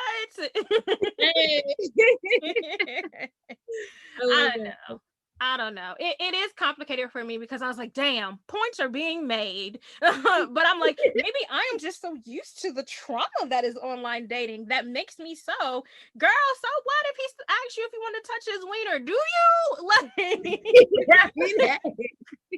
and that is okay. That is okay to get on the app and say, you know what? I am here just to touch somebody's wiener. So don't message me. If you want a relationship, women, you can do that. You can be the one with the bio that says, I'm not looking for something serious. I just want to smash. Yeah. So you message him and say, hey, I want to touch your wiener. What time am I coming? Take that back. Take that power back. Right. But it's like, to the demoralizing point, like, I don't like, and I have said this many a times before, I don't like how women internalize things. Like, don't internalize the fact that this man asked you to touch his wiener because he also asked another 50 girls. So that is not a representation or a reflection of you as a woman. But I feel like, I think that's probably the biggest thing is that from a mental health perspective, I do feel like women tend to internalize specifically online dating. Like, one of my listeners was like, I refuse. I am never online dating. And I'm like, okay, so I guess you're never going to go on a date until the pandemic's over because true, everybody. I'm not meeting anybody in the stores with my mask on and looking for my grapes and stuff. You know what I mean? So I'm just like, I mean, I know a few people who have, but I'm just like, I know some people who are like that. And I think that the hangups are, I don't want to be talked to any kind of way. So I don't know. I'm not giving anything decisive here because my thing is protect your peace. Mm-hmm. You know what I mean? And so like only get into that atmosphere if you're ready to. And she eventually told me, you know what, I think I'm ready to take this on and here's how I'm going to do it. And that was my biggest thing. Just don't take it too serious and don't take it personal. Yeah. But I can understand feeling like, don't just be asking me any old thing. Yes. Do I want to come over and chill? And they use this word that I found interesting. Wow. Human disposability. No, where we view humans as like I kind of alluded to, like as disposable. It's gonna be 100 other use. Exactly. Like something's off about this profile. Swipe left. I just disposed of you out of my dating pool. Like, yeah, no. And I like that word because I was just like, oh, that's interesting, you know, like, and some men will be like that, you know what I mean? Like, not just us, you know, when we're swiping, but some men will just be like, nah, your feet are too big, you know what I mean? Like, it's just and some men I've been told this will just swipe right on everybody, absolutely, just to see, you know, who swiped right on them. And then they'll see the person that swiped right on them and like, they're not attractive. And then they'll message you. So that in itself, for a woman who swiped right on someone and she's just like, oh, we matched. Right. And she can either be like, oh, he hasn't messaged me, or oh, I messaged him and he hasn't responded. Yeah. That in itself, you know, creates some ill feelings because you're like, but I thought he liked me. He swiped right. Right. I've already planned our life together. Right. I already put our last name. Well, they don't always show your last name, but you know what I mean? Like, exactly. I've already figured out how our lifestyle's going to work. You say you're an engineer. I'm in this industry. I would love to go to these conferences with you. I can't wait to wear fancy dresses to your engineering conferences. Like, whoa, child. The ghetto. Yeah, I don't know. It definitely is. It could get a little complicated. I have absolutely heard that men just be swiping away on everybody. But for men, it's a numbers game. So that goes back to the disposability aspect. Like, they love saying that they've matched with 20 people, even if they only intend to message 2 of those people. Yeah. Yeah. It is lame, but you know, I don't know. It's like I said, I'm not going to be decisive on where I stand with this because I do think it's just one of those protect your peace. If you're in dating burnout mood and you've been on the apps for 2 months and you've been on 6 dates and they all were dubs, like it might be time to take a break. So, and that's a part of mental health, is knowing when it's time to take a step away, because you may not be diagnosed, but you may be in a situation like dating where you're constantly on. You know what I mean? And it's just like, God damn, I'm tired of this. You're bitter, you're frustrated, right. You're sexually repressed because you can't fuck on them because they are idiots. I feel like I am speaking about myself right now. And that's what we do. We always go from our experiences when we talk about things. I try to take myself out of it, but I'll always revert back to my experiences because it's what I know. Yeah. But I always give that disclaimer. This is me. I am not a professional. I have not studied any of this. I'm a relationship expert. I'm not even a mental health expert. I just know what I know based on my own research. You can do that same research, and right. Take everything with a grain of salt. Fair.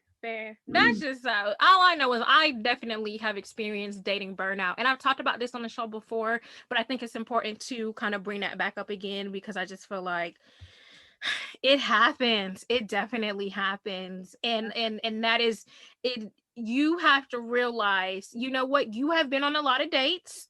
They have not panned out. It's okay to take a step back.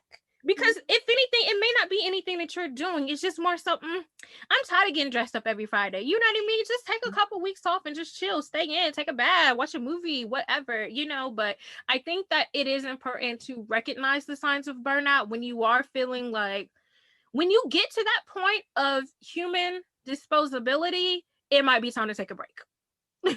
It might be time when you are swiping and it's arbitrary, you know what I mean, and you're like, I don't like the way that his eyes are distanced, you know what I mean? When you start getting a little mean, oh, his nose looks funny. When you start getting a little mean and you take that human aspect away, it might be time for a break. That is so funny. Before we wrap up this segment, I did want to bring up something that I thought was really, really important, because I know that this has affected me. Loneliness. You know, I have been single for over 10 years now, and I have dated a damn lot and had my situationships, but you know, I have had long stints of, you know, not being with anyone, like emotionally or sexually or, you know, physically. And so for me, like, I feel like loneliness is something that definitely can affect your mental health. I mean, Maslow's hierarchy of needs, I've brought it up before, but I think it's the second level from the bottom about your physiological needs. Let me look this up before I get this wrong. That's so funny. Ava's dad talks about what, Maslow's hierarchy? Yes, whenever we have conversations about like our needs in a relationship, that it's definitely brought up. And I'm like, I have my own hierarchy. I love Maslow's hierarchy because I feel like he was right. So physiological needs was the first level: food, water, shelter. So the second is safety needs, personal security, employment, resources, and the third is love and belonging, friendship, intimacy, family, some sort of connection. And so I think that it's important to talk about loneliness because this is a show about single people or people who are dating. You might not always be getting those needs met. And so for me, I call them single spells. And so like I really deep dive in this in the book that will be out eventually that I will finish. Our books are both going to come out. We have to write these books. The people need these books. Jazz, and I'm talking to myself, but also you. Ashleigh has been one of the main people who have been on my case. But after about title to my book. What's the title? Naked and in Love. Remember? It was because I had put my top 9 when I first started dating Ava's dad.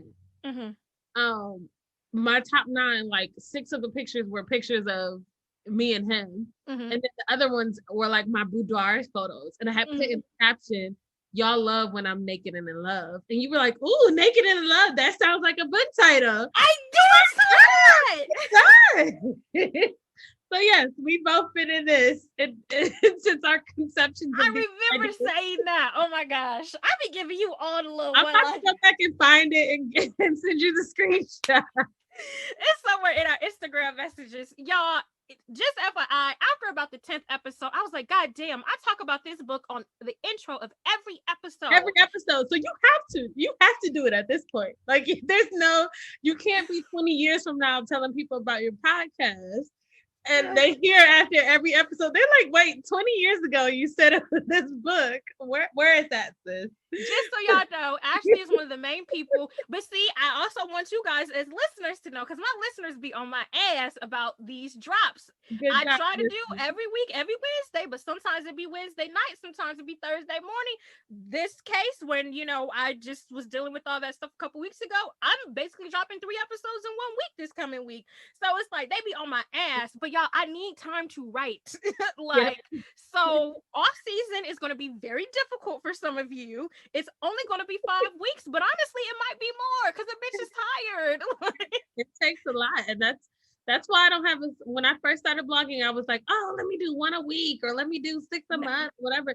Listen, I these days I will be lucky if I get 1 a month.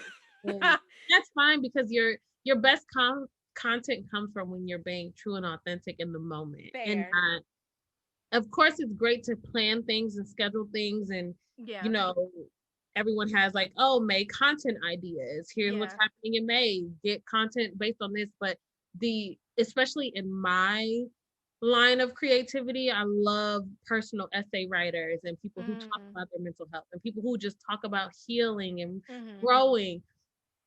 In that lane, it's hard to just wake up tomorrow and be like, okay, I want to write about this, this, and this.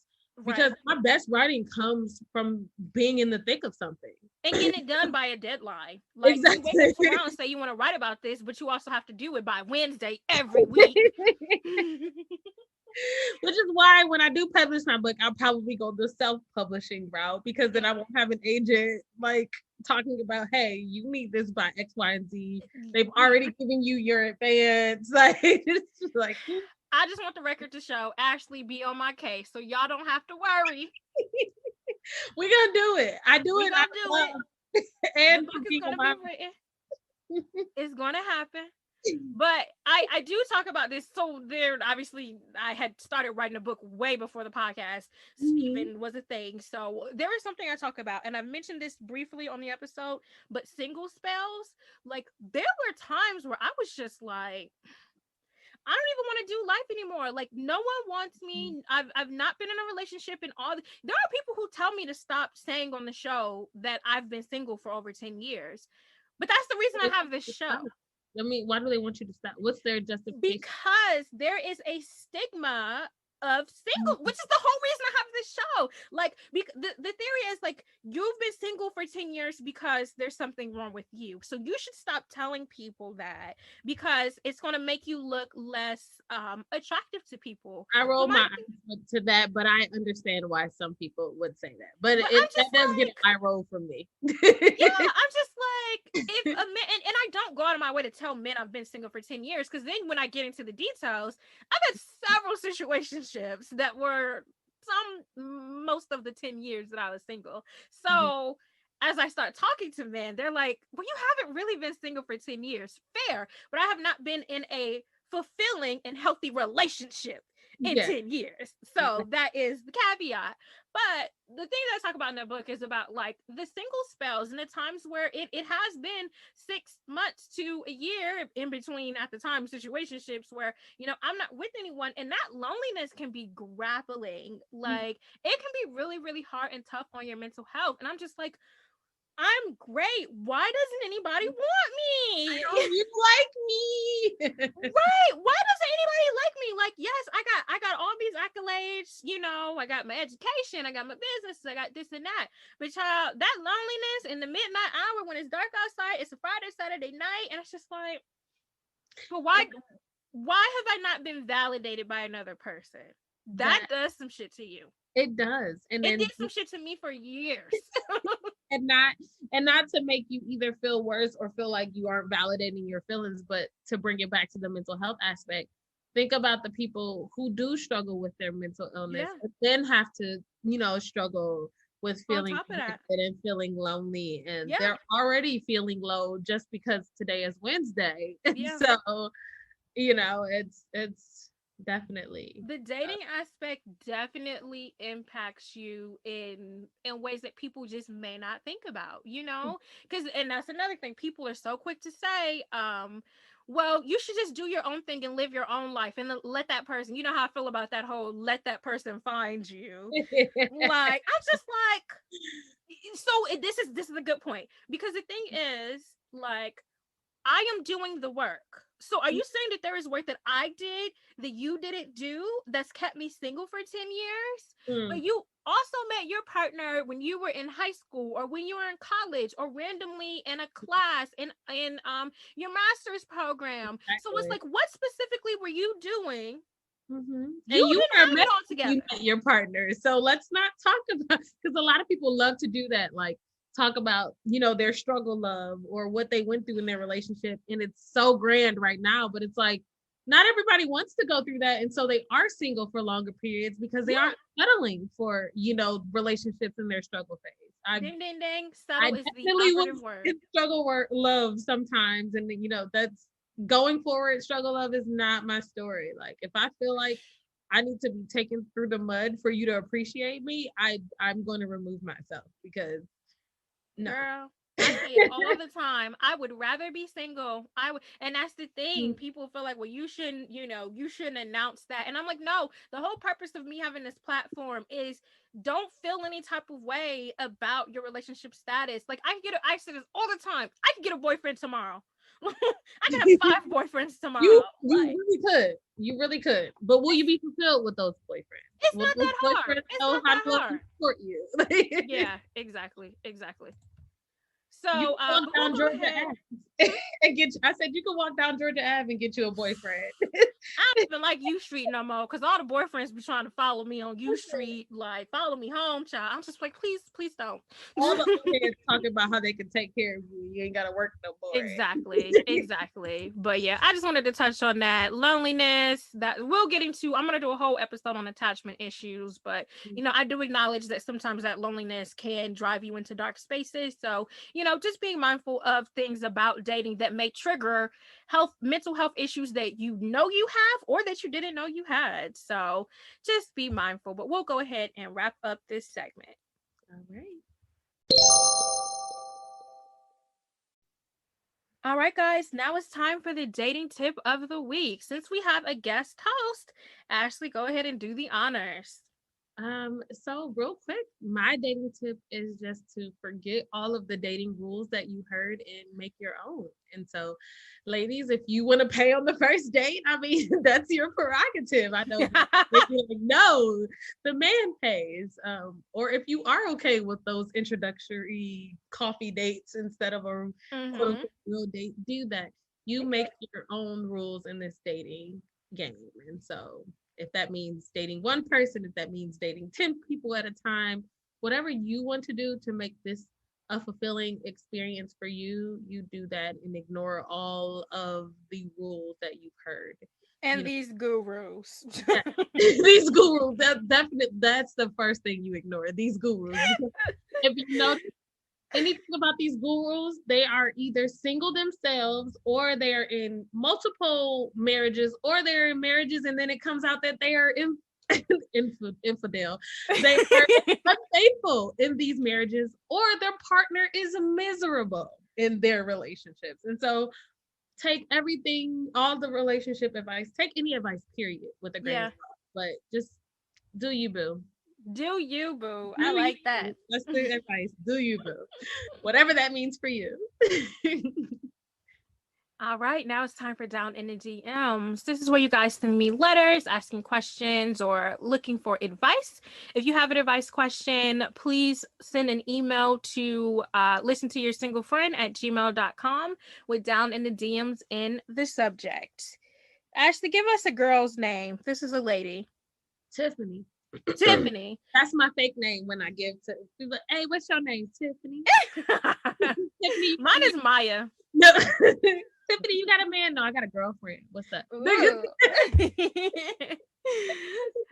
right. Tiffany says, Dear Jazmine, I'm dating this guy for the past 6 months and have been getting very comfortable with him. He was very open with me recently and told me that he went to jail for a year when he was 18. We are both 29 now, but should I see this as a red flag? He's a barber now and is working to try and own a shop. Do I hold his past against him or just appreciate how open he was with me? I'll let you go first since you're the guest. Honestly, for me, it would be the reason why he went to jail. If he went to jail because he was a stupid 18-year-old that thought it was cool to steal some chips from the corner store, no, of course, I'm not going to hold that to you. But if you were an 18-year-old who was jailed because you touched your little cousin, no, that's, that is two very different things. And that's something that I wouldn't, especially me having a young child, a young daughter at that, I wouldn't be entertaining someone who I knew had a past, and so, yeah, it depends on the reason why, honestly. And he doesn't owe her that reason why. He could just say, I've been open about being jailed. If that's something you can handle, go ahead. If not, let's go our separate ways. But she's also validated if she's just like, you know what, I don't want to be with someone with a record, even if it just was some petty cash thievery. I don't want that. So yeah, I think go with whatever your first inkling is. Yeah. So if you were like, run, do that. You'll always be thinking about it. But yeah. No, I agree with that, Tiffany. I think that it's important to acknowledge how that makes you feel. You know what I mean? First, but that would be my main thing. I want to know what he did. And there are public records. So I'd be like, oh, where did this happen? True. PG County, you say? Public records are a thing. So I definitely dated a barber, so they are definitely interesting factors. Not to generalize, but public records are a thing, honey. Like, yeah. So I would definitely want to find out what he did and cross-check that. But I agree with Ashleigh. If it was just something stupid 18-year-olds do, it is what it is. It's been 10 years. I would say get that man a chance. I would be a little bit bothered that it's been 6 months, and she said recently he told her. So that would honestly be more so my focus is like, true. Why are you just not telling me this? You should have told me this after month 3, but fair. He did disclose. It is what it is. I guess disclosure matters on multiple levels. He did disclose.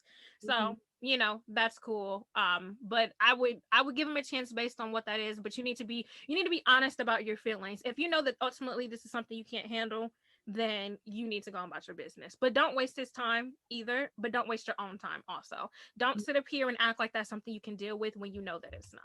So thank you, Tiffany, for your letter. Good luck. That's heavy.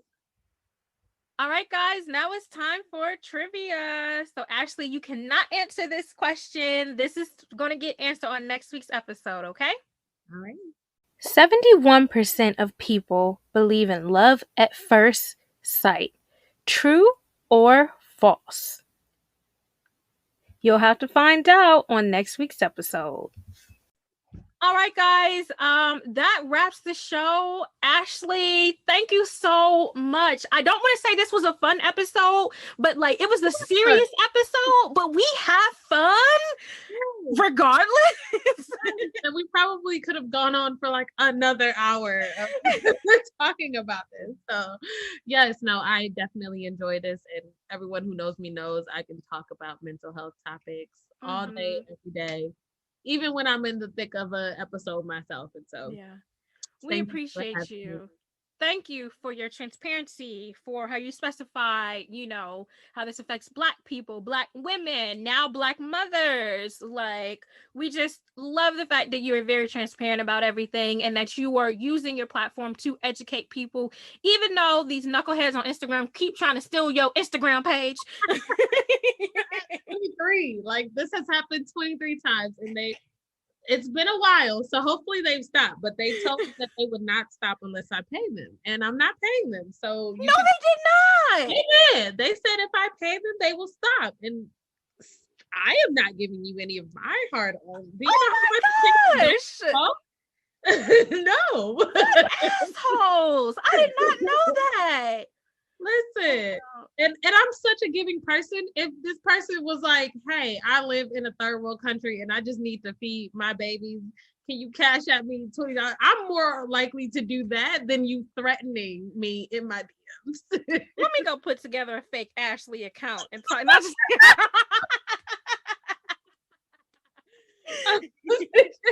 No, if you get a new account and they said, I am in a third world country, I need to feed But we do appreciate you for having this awesome platform. Can you please, you mentioned your website. I talked about your platform. Tell us who don't know you, where to reach you and where to read all this good stuff. So my blog, which I am going to rebrand this summer to actually incorporate my name instead of, just the current title, but it's www.myhappyjourneigh.com. And Journeigh is spelled like my name. So it's Journeigh. The easiest way to find me and the link to my bio is my Instagram, which is at AshVaughn. So it's AshVaughn. All righty. Y'all go ahead. Show her some love. She posts great content. She's also a baddie and Ava's adorable. So it's a good baby ever. It is a good account to follow. So thank you so much, girl, for being on the show. Guys, thank you for listening. This was episode 24. Guys, we're about to have the finale, season 1. Listen to your single friend. Y'all been in this with me at this point. 24 episodes. Sound effect right here, right sound now. Effect. I remember when this was just a concept in your head. In my brain. And now here we are, 24 episodes later. Poor child. Next week's episode is going to be our season finale. I'm not even going to tell y'all what the topic is about. I'm just going to say it's the season finale. So ready. I am so excited, y'all. I'm ready for this break. I'm going to be honest. But in the meantime, I don't know if I mentioned this on last episode, but I hit 5,000 downloads. Yes, congratulations. Thank you. Like, it's up from here, guys. Make sure you're sharing this episode with your friends. As you know, people do not have to be single to listen to the show. Lots of marrieds, lots of people who are taking listen to the show and like to give in their input. My male listeners are going up, surprisingly. Yeah. Like, so please make sure you share the show. I got a new review on Apple Podcasts, so thank you. But give me a review, subscribe, rate, and share the show. Thank you so much, guys, for listening and supporting this season. I will see y'all next week, episode 25, season finale. Hey, hey, hey.